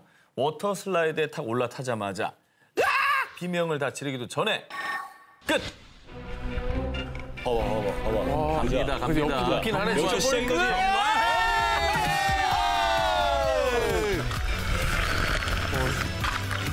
이 인사노 미친 워터 슬라이드를 탄 용자들은요. 이걸 탄 내가 자랑스럽다. 이제 제가 도전하지 못할 건 없습니다. 라며 자신에게 폭풍 감동의 인증글을 올린다고 합니다. 오우, 나 지금 무서웠어. 근데 진짜 스릴 있다. 보기만 해도 시원, 아니 오싹한 브라질의 미친 워터 슬라이드. 한 기자님, 올여름의 콜? 우레와 같은 엔진 소리를 내며 창공을 가르는 전투기. 남자라면 한 번쯤 꿈꿔보는 탑건의 탐 크루즈. 비록 현실 속 우리는 탐 크루즈가 아니지만 아드레날린을 마구마구 폭발시킬 전투기 조종은 현실에서 가능합니다. 진짜요? 당신도 말이죠. 에이, 말도 안 돼. 진짜? 저거야말로 진짜 전문적인 교육 받아야 되는 거 아니야? 자, 들어보세요. 스위스에 본사를 둔 M항공 어드벤처 회사는요. 영국과 프랑스, 스위스 등 유럽은 물론 미국과 러시아에서 전투기 체험 프로그램을 제공하고 있는데요. 일단 전투기 체험 신청만 딱 하면요. 간단히 전투기 조종 설명만 들은 뒤 곧바로 1960년대 당시 체코슬로바키아 공군이 운영하던 L-39, 60, 70년대 영국 공군 전투기 호커 헌터 등 퇴역 전투기에 탑승. 혼자 타는 거야? 어떻게 해? 걱정되신다고요? 걱정하지 마세요. 공군 출신 및 전문 파일럿 교관도 동반 tab승을 합니다. 그나마 다행이다. 당연히 그래야겠죠. 네. 예. 최고 시속이요 700km입니다. 그 엄청난 속도감이 온몸에 그대로 흡수돼 전투기와 내 몸은 혼연일체. 야, 장난 아니에요. 기절하는 거 아니에요? 처음 타면? 그냥 파일럿 옆에서 가만히 앉아있는 게 아닙니다. 전투기 조종관을 직접 딱 잡고 수직 방향으로 원을 그리는 루프, 180도 회전하는 스플릿 S 등 짜릿한 비행 기술을 체험까지 해볼 수 있습니다. 그리고요, 전투기 조종 체험을 한 강심장들 사이에서도 가장 아찔하기로 소문난 스위스의 호커헌터 전투기 체험. 좁은 스위스의 협곡사를 시속 700km의 전투기를 타고 지나간다면 오우, 진짜 무섭다. 야, 진짜 대박이다. 장관이 문제가 아니라 방광에서 반응이 올 수 있다. 라인 쩌는데요. 예. 네. 그래도요, 전투기 체험을 한 사람들은 전투기 조종 체험하고 아드레날린에 중독됐다. 한 번 사는 인생. 여러분도 도전해보세요. 후회 없는 선택이었다며 대만족하고 있다고 합니다. 그리고 살짝 더 공포스러운 게 있다면 체험 비용이 20분 기준 260만 원부터 1,000만 원대까지도 있다고 합니다. 이게 제일 무서운데요. 그러게. 네. 여기서 이제 방광의 스릴이 확 오는데요. 오죠. 네.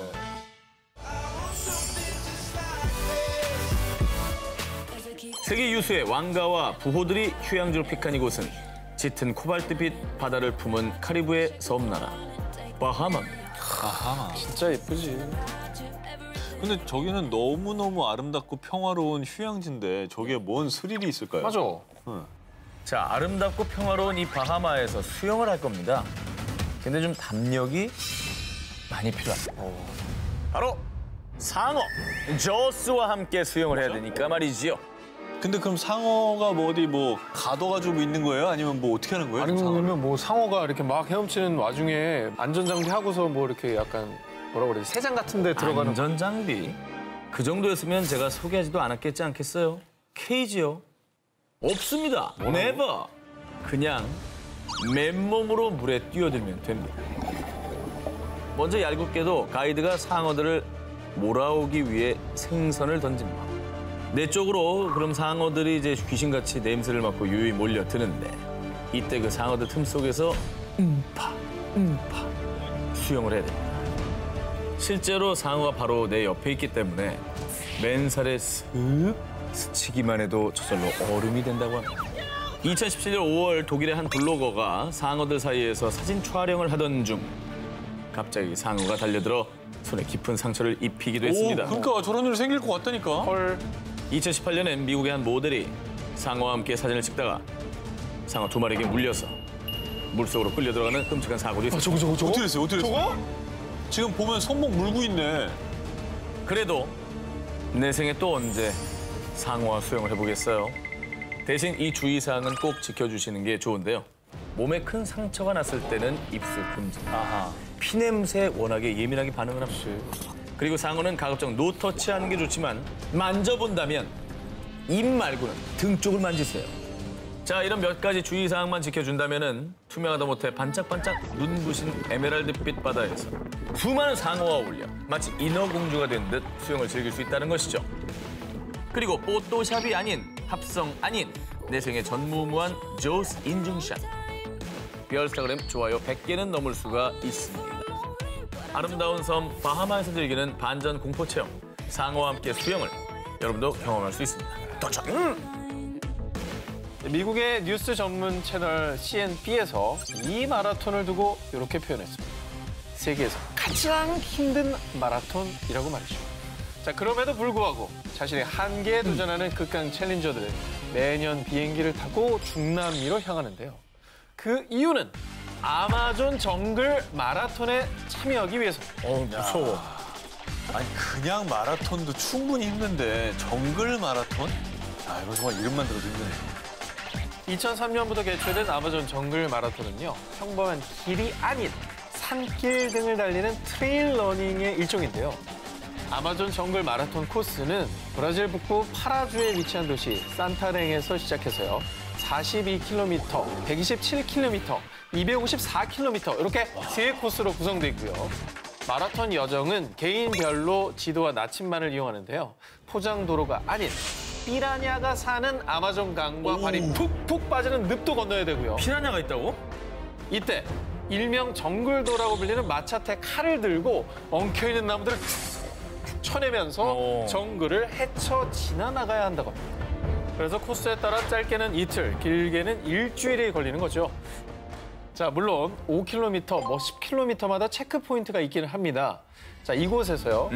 물은 줍니다. 아, 당연히. 물은 받을 수 있지만 식량은요. 본인이 가진 라면, 뭐 전투 식량 등으로 버텨내야 되고요. 혹시 식량이 떨어지기라도 한다면 아마존 야생에서 뭘 잡아먹든 자급자족은 할 수 있습니다. 대박이다. 진짜 베어그릴스네. 그러네. 코스 산길도 산길인데 일단 저곳의 평균 온도가 40도입니다. 푹푹 찌는 불가면 날씨에 또 습도가 이 세상 습도가 아니라고 합니다. 으악. 자, 그래서 너무나 이 극한이다 보니까 탈지는 기본이고요. 어떤 참가자들은 한 4일 정도 지나면 체력이 바닥나 엄마, 엄마 이렇게 헛것을 보는 사람들도 있다고 합니다. 한편 이 모든 걸 견뎌내고 완주한 참가자는요. 지금까지 움직이게 한 건 내 추진력입니다. 이제 어떤 일이든 해낼 수 있다는 자신감을 얻었어요. 라며 완주의 기쁨을 표현한다고 하는데요. 자, 다음 아마존 정글 마라톤 있습니다. 2020년 3월 중남미 국가 벨리즈에서 개최될 예정인데요. 자, 우리나라 분들은 지금까지 역대로 한 5분 정도가 참가를 했고 이 중 4분이 완주를 했다고 합니다. 역시 대한민국이야. 자, 혹시 지금 TV를 시청하시는 분들 막 가슴이 뛰시나요? 도전해보시기 바랍니다. 어쩌면 당신이 대한민국 5번째 완주자가 될 수도 있으니까. 설산에서 즐기는 스노우보딩, 새하얀 모래사막에서 미끄러져 내려오는 샌드보딩. 요즘 뭐 스릴 만점, 보딩 즐기는 분들 많은데요. 재밌겠다. 그런데 말입니다. 중앙아메리카 니카라과에서 다른 보딩들의 스릴과는 클래스가 180도 다른 보딩을 즐길 수가 있습니다. 화산재? 화산재 탄다고? 화산재라고? 화산재 아니야? 희뿌연 연기를 흩날리며 급경사면을 무서운 속도로 내려오는 볼케이노 보딩, 바로 화산 보딩인데요. 이걸 어디에서 즐기냐? 검은 언덕으로 불리는 니카라과의 활화산 세로 네그로에서 즐깁니다. 위험과 스릴 사이에 있는 화산 보딩. 하지만 익스트림 하이에나들 사이에서 화산 보딩은 인기 폭발이라는데요. 짜릿한 쾌감을 만끽하기 위해 무려 728m 높이의 화산을 두 다리로 걸어 올라가는 수고도 마다치 않고요. 그 다음은요. 40도가 넘는 가파른 경사면을 합판 썰매를 타고 최고 시속 80km로 내려오는 쾌감을. 진짜 논스톱이다. 와. 게다가 진짜 고수들은 앉아서가 아니라 일어서서 어머머. 진짜 보딩을 즐긴다고 합니다. 야, 저건 정말 재밌겠다. 근데 진짜 안전을 기하기 위해서 반드시 보호복과 고글, 가죽 장갑을 필수 착용한다고 합니다. 또 화산재들이 매우 날카로워서 그냥 타면 몸에 깊은 상처도 나고 또 빠른 속도로 내려올 때는 마찰열로 인한 화상의 위험도 있기 때문이죠. 자, 위험을 무릅쓰고 가슴이 시키는 스릴을 위해 화산 보딩을 체험한 사람들은요. 평생 잊지 못할 최고의 경험! 내려오다 썰매에서 굴렀는데 제가 또 언제 화산에서 굴러보겠어요? 라고 한다고 합니다. 참을 수 없는 열정과 도전 정신은 무시무시한 화산마저도 놀이동산으로 바꿔놓나 봅니다. 그래도 가장 중요한 건 안전이라는 사실 잊지 마시기 바랍니다. 남태평양의 지상낙원, 하와이로 갑니다. 하와이 8개 섬 중 크기가 가장 커서 빅 아일랜드로 불리는 이곳에는요. 세계에서 활동이 가장 활발한 활화산, 아직도 부글부글 끓고 있는 킬라우에아가 있습니다. 그런데요. 다큐멘터리나 영화 속에서만 보던 이 활화산의 뜨거운 용트림을 내 눈앞에서 볼 수 있는 특급 투어가 있습니다. 바로 라바 보트 투어. 이 보트를 타고요. 힐로베이에서 출발해 무려 1000도, 어머, 1000도! 이 1000도가 넘는 용암 50m까지 접근할 수 있습니다.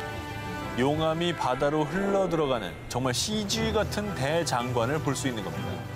이야. 저렇게 가까이 가서 보는 거예요. 와. 와, 멋있다. 저걸 언제 보겠냐고. 이 용암을 눈앞에서 딱 목격한다면 말이 50m지 용암의 열기 때문에 배 안에서도 뜨거운 기운을 고스란히 느낄 수가 있는데요. 진짜 멋있다. 자, 위험을 무릅쓰고 가슴이 시키는 스릴을 위해 화산 보딩을 즐깁니다. 파도에 젖었던 옷이 금세 말라버렸어요. 라고 할 정도고요. 그리고 붉고 묵직한 용암이 흘러내리다 바다를 만나 수증기가 쫙 퍼지는 황홀한 광경에 대박, 판타스틱, 스고이네, 에스투벤토 등 각국 관광객들이 자국말로 감탄사를 연발합니다. 거기에 라바보트 투어의 하이라이트, 선라이즈 투어. 보통 6시부터가 매직 아워로요. 하와이는 어두운 하늘의 은하수와 붉은 용암의 장관 컬레버에 저 멀리 지평선으로 해가 떠오르는 그 황홀경. 이 미쳐버릴 것 같은 광경을 본 관광객들은요. 신비로운 광경에 꿈을 꾸는 기분이었어요. 자연의 힘을 느낄 수 있는 내 평생 잊지 못할 경험이라며 극찬 일색. 참고로 가장 베스트 뷰 포인트는요. 라바보트 투어 맨 앞자리. 출렁이는 파도가 온몸으로 느껴지지만 명작을 제일 앞자리에서 보는 느낌이랍니다. 어디서도 볼 수 없는 대자연의 용트림을 보고픈 분들은 꼭 한번 체험해보시기 바랍니다. 자, 이 부글부글 활화산 킬라우에아를 보트 타고 바다에서 만났다면 이번에는 스카이, 하늘에서 즐겨보겠습니다. 장관이다. 저렇게 용암이 솟아오고 헬기를 타고 활화산 위를 날아다니며 하는 투어인데요. 이건 하고 싶다. 근데 이게 스릴 투어니까 네. 혹시 헬기 밖에서 봐야 되고 막 이런 거 아닙니까? 헬기 밖에서요. 문도 없고 그런 거 막 아니야? 내다봐야 되고 막 이런 거 아니에요? 일명 Doors Off Tour. 문이 없는 헬기를 타고 그렇겠지. 활화산 위를 장장 약 45분간 펄펄 나는 겁니다. 재밌겠다. 아, 저렇게 발 내놓고 문이 없는데 뭐. 헐 대박이다. 오 저렇게. 오! 자, 이 화산 헬기 투어 가이드들은 도어스 오프 비행은 일생일대의 어드벤처라고 소개하고 있는데요. 자, 활화산의 뜨거운 열기와 또 스물스물 올라오는 유황가스 냄새까지 더해져서 마치 활화산 정상에 있는 것 같은 기분이고요. 재밌겠다. 또 정말 기념비적인 요 불구덩이 인증샷도 남길 수 있습니다. 게다가 보트에서는 볼 수 없었던 화산의 분화구까지 신비롭다 못해 경이로운 풍경을 감상할 수 있습니다. 대박이긴 하다. 그리고 진짜 빅 하이라이트, 진짜 극강의 스릴은 헬기 조종사들의 고개 비행. 헬기를 약 90도 각도로 확 눕혀가며 조종을 하기 때문에 에이. 헬기에서 떨어질 것 같은 봐. 극한의 스릴을 느낄 수 있다고 아니 문이 합니다. 없다며. 저렇다가 저 해주는 거구나 저거 나 떨어질랑 말랑하게. 어유. 바다에서 보는 화산, 하늘에서 보는 화산. 당신은 무엇이 더 끌리십니까? 이번에 제가 준비한 두 스릴 체험은요. 정말 특별한 스페셜한 장소에서 이루어지게 됩니다. 바로 DAM.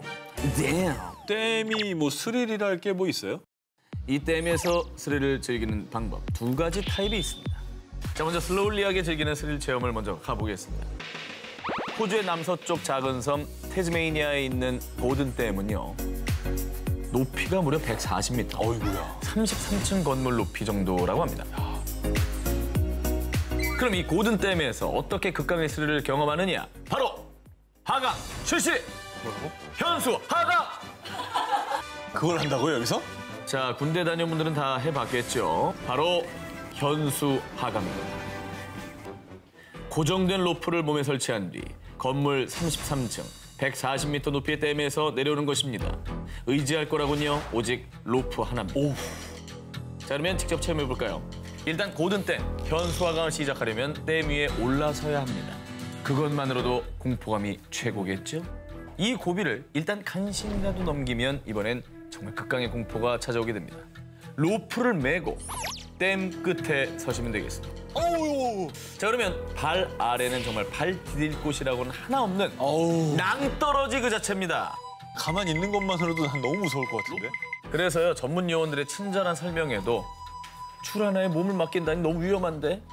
나 요즘 살쪄서 안 될 것 같은데? 그럼 안 되지, 살쪘는데. 이렇게 나도 요새 하는 얘기예요? 아니, 나도 요새 살쪘거든. 자, 이렇게 다들 걱정이 태산인데 우리가 다 아는 그분, 작곡가 돈 스파이크 씨가 한 예능 프로그램에서 고든댐 현수하강을 직접 체험했어요. 저분 마르진 않았잖아요. 저분도 체격 있으시죠? 그럼요. 근데 시작부터 저 자세가 좀 불안불안한데. 곧 다시 올라가실 것 같은데요, 자세는? 돈 스파이크 씨는 체험 당시를 떠올리며 난간에서 손을 떼고 내려가는 내내 머릿속이 하얘져서 정신이 없었다라고 얘기했다고 합니다. 당연한 얘기죠 뭐. 아찔하니까. 좀 제 머리가 지끈지끈 아파오려고 그래요. 그런데 말이죠. 고든댐 현수하강 끝날 때까지 끝난 게 아닙니다. 이게 또 안 끝난 거예요? 안 끝났어요. 내려가면 또 뭐 있어요? 자, 내려갔으면 다시 원래대로 올라가야 되겠죠? 자, 올라올 때는요, 구멍이 뻥뻥 뚫린 가파른 철제 계단을 이용해야 하는데 저게 힘들다. 시선을 아래로 내리자마자 현기증이 팍 아우. 내려갈 땐 한 번, 올라올 때 또 한 번 극강의 스릴을 체험할 수 있는 호주 고든댐 현수하강 체험이었습니다. 호주 고든댐에서 슬로울리한 스릴을 즐겼다면 이번엔 성격이 급한 스피드 좋아하시는 한 기자님한테 강추하는 번지입니다. 스위스 남부 티치노주 해발 470m 베르자스카 계곡에 위치한 베르자스카 댐. 저긴 더 커 보인다. 자, 이곳은 첩보 영화의 정석 007 골든아이의 촬영. 아, 거기 나온대요? 아, 자, 여러분도 단 7.5초면 제임스 본드, 피어스 브로스넌이 될 수가 있습니다. 220m 높이의 댐에서 지상까지 제임스 본드처럼 멋지게 번지 점프 같이 와, 저거는 진짜 너무 무섭다. 높이가 주는 아찔함과 짜릿한 속도감까지 아주 스릴 만점이었겠죠? 한 기자님 되시겠습니까? 일단 예약을 잡아놓을게요. 저거는 정말 무서울 것 같아. 자, 이곳에선요 정말 공포의 다단계 번지점프 도장 뛰기를 할 수가 있습니다. 가장 처음 만나는 스릴, 안전장비, 전신 하네스를 착용한 채 뛰는 007 클래식 점프부터 영화에 나오는 것처럼. 그렇죠. 그리고 이 007 클래식 점프를 성공한 자들만이 도전할 수 있는 다음 단계 뒤로 뛰는 007 백월드 점프. 저게 너무 무섭겠다. 그리고 세 번째, 용자들의 피날레. 또 있어요, 여기서? 뒤로 돈 상태로 손잡이 하나에만 의지한 채 그대로 슝 뛰어내리는 울티메. 에이! 에이! 자, 그리고 이곳에서 만나는 진짜 스페셜 007 골든아이 속 명장면을 그대로 재현할 수 있는 007 VIP 이벤트. 그러니까 영화 속에 정말 007이 될 수 있는 건가요? 그렇지. 먼저 웰컴 드링크와 간단한 간식을 먹으며 긴장을 풉니다. 그리고 007하면 또 멋진 폭발 수트 아니겠어요? 그래서 수트를 촥 빼입고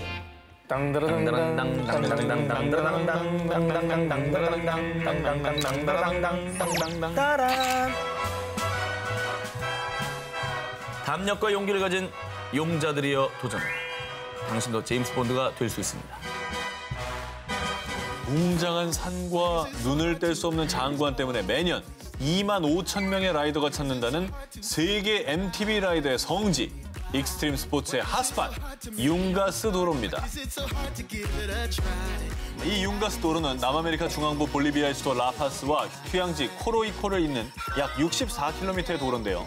그런데 이 도로엔 무척 파격적인 별명이 있습니다.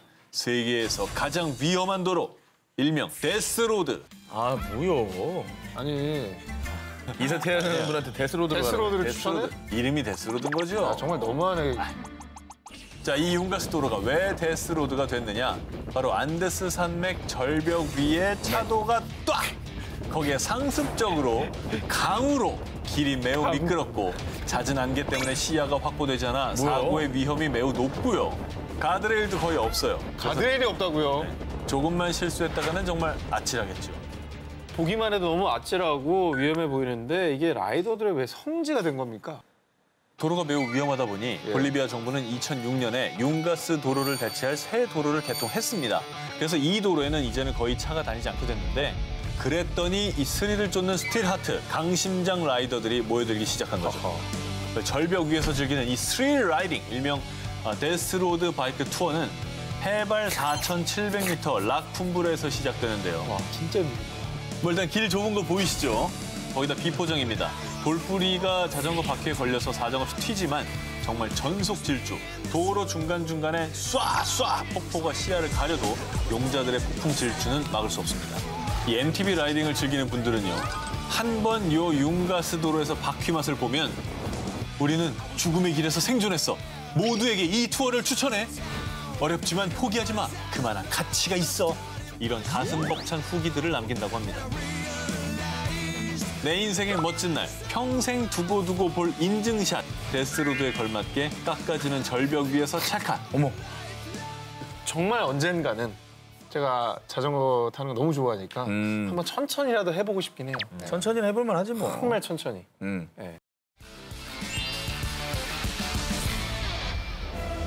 스쿠버 다이빙에 한창 빠져서 중위험까지 앓으셨다는 전 기자님. 한 달을 알았죠. 네. 오. 진짜로 저 안에 들어가면 그 왜들 그렇게 빠지는지 알겠어. 황홀하다 하더라고요. 황홀하고 그냥 아예 다른 세계예요. 맞아. 그 안에서 내가 거북이와 함께 날고 있는 듯한 느낌이 들어가지고 네. 다른 세계긴 해요, 확실히. 네.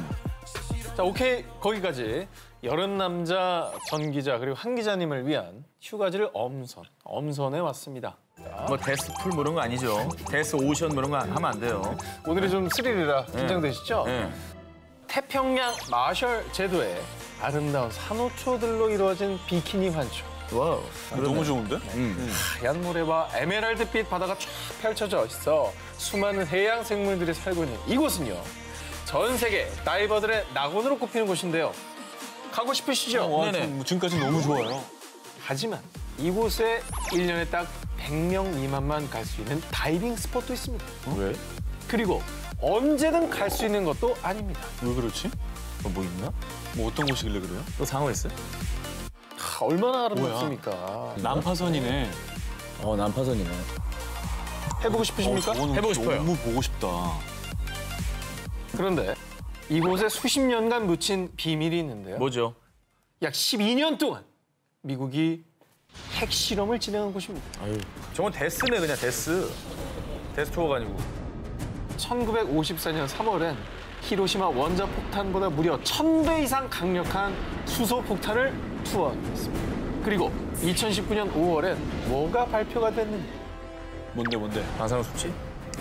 유엔 구테레스 총장의 보고에 따르면 핵을 묻은 콘크리트 돔이 갈라져 방사능 유출 위험이 있다고 발표합니다. 근데 다이빙 얘기는 안 하고 자꾸 방사능 얘기만 하는 이유는 뭡니까? 자, 바로 그게 섬뜩한 포인트라는 거죠. 스릴 넘친다 거기가? 그렇습니다. 비키니 환초 바닷속엔 핵실험에 동원된 난파선들이 묻혀 있다는 건데요. 보러 가는 것도 무섭다. 자, 그래서 다이버들 사이에선 암묵적인 룰로 가급적이면 해안 속 장비나 물건들을 만지지 않는다고 합니다. 근데 위험한 곳이지 않습니까? 네네. 여기 왜 추천하는 것이며 왜 다이버들의 낙원이라는 겁니까? 자, 물론요. 네. 많은 다이버들이 이 사실을 알고 있지만 네. 그럼에도 불구하고 이곳을 찾는 이유. 약 70년 동안 거의 무인도와 같았기 때문에 않은 자연이 고스란히 형형색색 수십 종류의 물고기떼와 아름다운 산호초 등 천혜의 자연경관이 다이버들의 마음을 사로잡았고요. 진짜 형형색색으로 아름답긴 하네요. 저거를 정말 내 눈으로 볼 수 있다면 이런 생각을 다이버들이라면 할 것 같아요. 예, 정말 영광으로 여기는 건 이곳을 난파선들의 무덤이라 불리는데요. 자, 이 배들은 노르망디 상륙작전 같은 역사적인 현장에 있었던 전투함들입니다. 역사책에 나오는 거예요. 오. 그야말로 심해 속 잠든 역사를 두 눈으로 직접 보고픈 모험심 강한 다이버들의 버킷리스트라고 합니다. 사실은 뭐 이 다이버들은 그 굉장히 천혜 바다가 굉장히 중요하잖아요. 이 시야가 아예 달라요. 아, 그럼 네, 근데 저기는 어쨌든 사람의 때가 안 묻어 있으니까 천혜 환경을 느낄 수 있긴 하겠네요. 화이트 비치와 산호초로 유명한 호주 남부 아웃백 지역 근처에 있는 마랄린가는요. 신식 숙소가 있어 깔끔하고 와이파이도 빵. 아유, 좋네. 정말 이보다 더 여행자들을 위할 수 없는 편의시설이 잘 마련되어 있는 곳입니다. 그런데 2018년 미국 유력 일간지에서는 호주에서 가장 적은 사람이 방문한 관광지라고 소개했다는데요. 별론가요? 시설이 저렇게 좋다면서 왜 사람이 안 가죠? 그 이유, 1950에서 60년대 이곳은 원자폭탄 실험장이었습니다. 진짜. 오늘 뭐 테마 확실하시네요. 네. 호주와 영국 정부의 주도하에 1956년부터 1963년까지 모두 7차례에 걸쳐 원폭 실험이 실시된 장소였다는데요. 어마어마하네. 근데 여기 관광이 가능합니까? 땅속에 있는 방사성 물질이 새어나온 것을 막기 위해 콘크리트로 꽁꽁꽁 봉인을 해놓은 상태고요. 호주 정부는 약 820억 원 이상을 들여 대대적인 방사성 정화 작업을 펼쳐왔다고 합니다. 자, 그래서 2016년도부터 본격적으로 관광객들에게 마랄린가 지역을 오픈, 지금은 캠핑장까지 운영하고 있다고 합니다. 진짜? 그런데 원래 이 위험 지역, 접근 금지 이런 게 사람들의 호기심을 더 자극하는 법이죠. 가지 말라 하면은 왜 가지 말라 그럴까 하면서 가는 사람도 있어요. 아, 그것도 이제 저기 사람이 안 갔으니까 분단의 지역이었어요. 내가 빨리 갔다 와서 저기 얘기를 또 해주고 싶고. 자, 그리고 마랄린가의 유일한 관광 안내원인 로빈 매튜 씨. 아직 이곳에는 방사성 물질이 있습니다만은 하지만 한 입 가득 그 흙만 삼키지 않으면 괜찮다니까는. 참 쿨하시죠? 자, 그럼 약 50년 동안 금기, 또 금지의 땅이었던 마랄린가 투어에 나서볼까요? 자, 황색의 보호복과 산소 마스크로 완전 무장을 하는 건 아니고요. 그래요? 그냥 뭐 내 옷 그대로 입고 미니 버스에 탑승하면요. 원폭 실험장이 설치돼 있던 당시의 활주로, 수영장, 철도, 또 원자폭탄의 엄청난 위력으로 인해 생긴 분화구 모양의 큰 구덩이까지 눈앞에서 볼 수가 있습니다. 그리고 무엇보다 방문객들의 가슴을 철렁이게 만드는 것, 바로 이 표지판.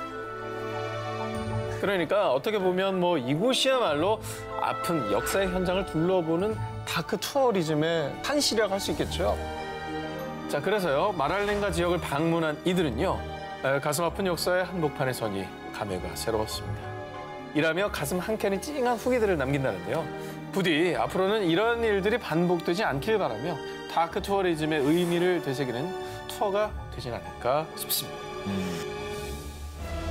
자, 이곳은요. 방금 보신 호주 마랄린가보다 더 호기심 많은 진짜 호기심 사냥꾼들이 찾는 곳입니다. 일명 방사능 투어로도 불리는 후쿠시마 재해 지역 투어입니다.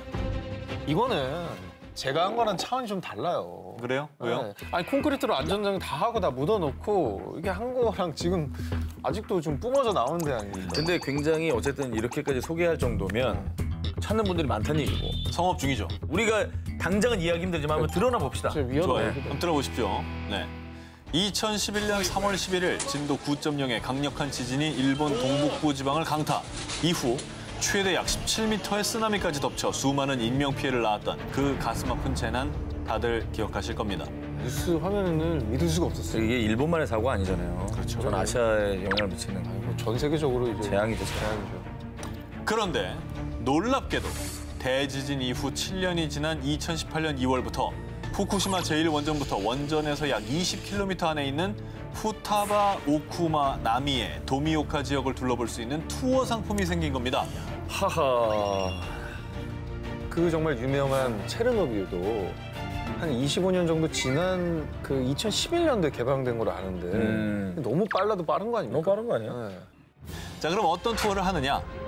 지금은 주민들이 거의 없지만 당시 방사능 누출로 사람들이 떠나 먼지가 쌓인 채 폐허가 된 집, 상점 등을 구경하고요. 이젠 아이들의 해맑은 웃음소리가 들리지 않는 교실을 둘러보는 거죠. 또 투어 코스에 식사도 포함되어 있습니다. 나미에 지역 우케도 마을 상가에서 식사를 하는데 돈가스부터 현지 음식인 나미의 야끼소바, 연어, 새우, 참치가 들어간 해물 덮밥까지 다양하게 마련되어 있는데요. 다만 이거 원산지가 어디예요? 라고 묻는다면 그것은 알 수 없다. 그것은 알 수 없다. 라고 뭐라고? 한다고 합니다. 그렇다고 농담이야, 한다고 뭐야. 합니다. 아, 근데 지금 우리도 이렇게 걱정하잖아요. 이 투어를 들으면서. 작년 2월에 투어가 시작됐는데 무려 23개 나라에서 약 200명가량이 투어에 이미 참가를 했습니다. 정말 호기심 천국이네. 그리고 지금 상태는 어떤지도 궁금하시죠? 투어 소개 홈페이지를 보면요. 도쿄에서 뉴욕으로 비행기를 타고 가면서 노출되는 방사선 양인 약 0.1 밀리시버트보다 훨씬 적은 0.004 밀리시버트에 노출된다라고 설명하고 있습니다. 그런데 작년 7월 미국 최대 온라인 스트리밍 업체에서 후쿠시마 원전 투어 다큐멘터리를 방영했습니다. 투어 중에 버스가 한 지역에 들어서자 방사능 수치가 마구 치솟는 현상을 보여줘서 관광객들이 두려움에 떨며 투어를 포기하는 일도 있었습니다. 와. 아, 어쨌든 간에 뭐 이런 투어 프로그램을 만드느니 객관적인 지표, 개선됐다는 지표를 자꾸 좀 보여주는 게 우선이 돼야 되지 않을까. 아프리카 대륙에서도 가장 더운, 그야말로 지구상에서 가장 뜨거운 땅! 에티오피아의 다나킬 사막으로 말입니다. 다나킬 사막은요, 한낮의 최고 기온이 무려 63도까지 올라가는 진정 가마솥 더위. 그런데 이 지옥의 땅 다나킬 사막을 더 뜨겁게 하는 것이 있었으니 바로 화산. 가뜩이나 더운데 화산까지 터져요? 그렇습니다. 와. 에티오피아 여행사에서는 특별한 모험을 즐기고 싶은 자 다나킬 사막으로 오라! 라고 소개할 정도인데요. 에티오피아의 북부 도시 메켈레에서 가이드와 함께 다나킬 사막 투어를 시작하는데요. 다나킬 사막 투어의 첫 번째 목적지는 소금 사막입니다. 이곳에선 소금 사막이 삶의 터전인 소금 캐는 광부들과 낙타들의 모습, 정말 삶의 현장을 볼 수 있고요. 이어서 다음 코스는 유황천. 화산 활동으로 인해 지표면 위로 유황 성분이 뿌려지면서 형형색색 시선을 사로잡는 신비로운 색을 띠는 것이 포인트. 근데 이제 색감이 이쁘긴 하다. 정말 인공적으로 만들어낸 색깔 같잖아. 드디어 대망의 하이라이트, 다나킬 사막 투어의 핵심은 바로 활화산입니다. 오! 제철소 아니에요. 장관은 장관이다. 제철소 아닙니다. 절대 반지 던져놓게 생겼어. 연기를 뿜는 산을 의미하는 다나킬 사막의 활화산 에르타 알레는요. 무려 섭씨 1000도가 넘는 언제 터질지 모르는 뜨거운 용암이 펄펄 들끓고 있습니다. 야, 저걸 종합 선물 세트로 말이죠. 그렇죠. 네, 한꺼번에 다 보는 거잖아요. 그런데요. 이 다나킬 사막 투어의 킬링 포인트답게 화산 보는 일은 만만치 않습니다. 세상에 공짜는 없죠. 왜냐? 차가 진입할 수 없는 3시간의 야간 산행을 해야만 볼 수 있기 때문인데요. 걸어가야 되네요. 그렇습니다. 또 힘든 산행 끝에 화산이 불타오르는 피크 타임 약 새벽 4시까지 산에서 노숙을 하는 인고의 시간이 지나야만 드디어 펄펄 타오르는 살아있는 마그마가 눈앞에 딱! すごい。 아니 근데 진짜로 대단한 비주얼인 건 정말 인정이죠. 인정. 못 본다니까, 딴 데가. 그러니까 너무 극한 체험이잖아요. 네. 그러니까 영화 신과 함께를 내 몸으로 체험한다라고 생각하고 하면 또 의미가 있을 것 같긴 해요. 그럼 전 기자 하나 골라주세요. 다나킬 가실래요? 후쿠시마 가실래요? 다나킬 가실래요? 후쿠시마 가실래요? 전 다나킬이죠. 전 다나킬이죠. 봐요. 후쿠시마보단 낫다니까. 후쿠시마는 최악인 거예요. 자, 이번에 소개해드릴 스릴 투어는요. 정말 스릴의 끝판왕, 완전체라고 할 수가 있습니다. 산에서 암벽 오르기, 사다리 타기, 외줄 타기까지. 뭐 이걸 다 할 수 있는 그런 게 있어요? 그럼요. 산에서 느낄 수 있는 모든 스릴을 모아 즐기는 산악 3종. 바로 비아 페라타입니다. 와우. 와우. 여기 미치겠네. 야, 이거 무슨 영화 오프닝 같다. 이탈리아어로 철로 만든 길이라는 뜻의 비아 페라타는요. 가파른 암벽에 굵은 와이어를 고정시켜서 카라비너라고 하는 고리를 걸고 저게 목숨줄이네. 이동할 때마다 고리를 번갈아 끼우며 등반하는 산악 레저입니다. 야, 이거 쓰러지겠다. 이거. 저게 더 위험하네. 화산이 낫죠? 화산보다. 화산은 그래도 땅에 발은 붙이잖아. 저기 저희가 소개해드리는 걸 다 가라고 하는 게 아닙니다. 그냥 보시라는 거예요. 그 중에서도 제일 핫한 곳은 이탈리아 북부 산악지대로 이탈리아 알프스의 대명사 환상의 암벽 천국으로 불리는 돌로미테. 이쁘긴 진짜 예쁘다. 그런데요, 주변에 펼쳐지는 아름다운 자연 경관에 감탄하는 것도 잠시. 발 아래는 천길 낭떠러집니다. 저 감탄이 되겠어? 오 마이 갓. 저 목숨줄 저 고리 하나에 딱 걸고 가는 거잖아. 한 걸음 한 걸음 내디딜 때마다 아찔아찔 오소소소소 돋는 소름은 범입니다. 자, 다음은 로프를 밟고 아슬아슬하게 이동해야 하는 외줄타기 코스입니다. 흔들흔들 출렁출렁 줄 위에서는 특히 더 초집중해야 되기 때문에 방심은 절대 금물입니다. 자, 그리고 더 높은 암벽으로 향하기 위한 대망의 사다리 코스. 한 발씩 발을 뗄 때마다 온몸으로 느껴지는 아찔한 높이. 비아 페라타를 즐기는 사람들은요. 과정은 극한이지만 코스의 정상에 도달했을 때 온몸으로 느껴지는 성취감 때문에 계속 저는 산을 찾게 돼요 라며 비아 페라타의 매력에 흠뻑 빠지게 됐다고 합니다. 추천하는 본인 하시겠습니까? 전합니다. 아, 해요? 후쿠시마 가는 이 전가요? 저는 서 있는 저 공간에를 평생 갈 수가 있겠냐고. 저기서 맞는 바람, 공기. 어허, 맞게 해드리겠습니다. 예스! 예스! 매니저랑 좀 얘기 좀 해보겠습니다.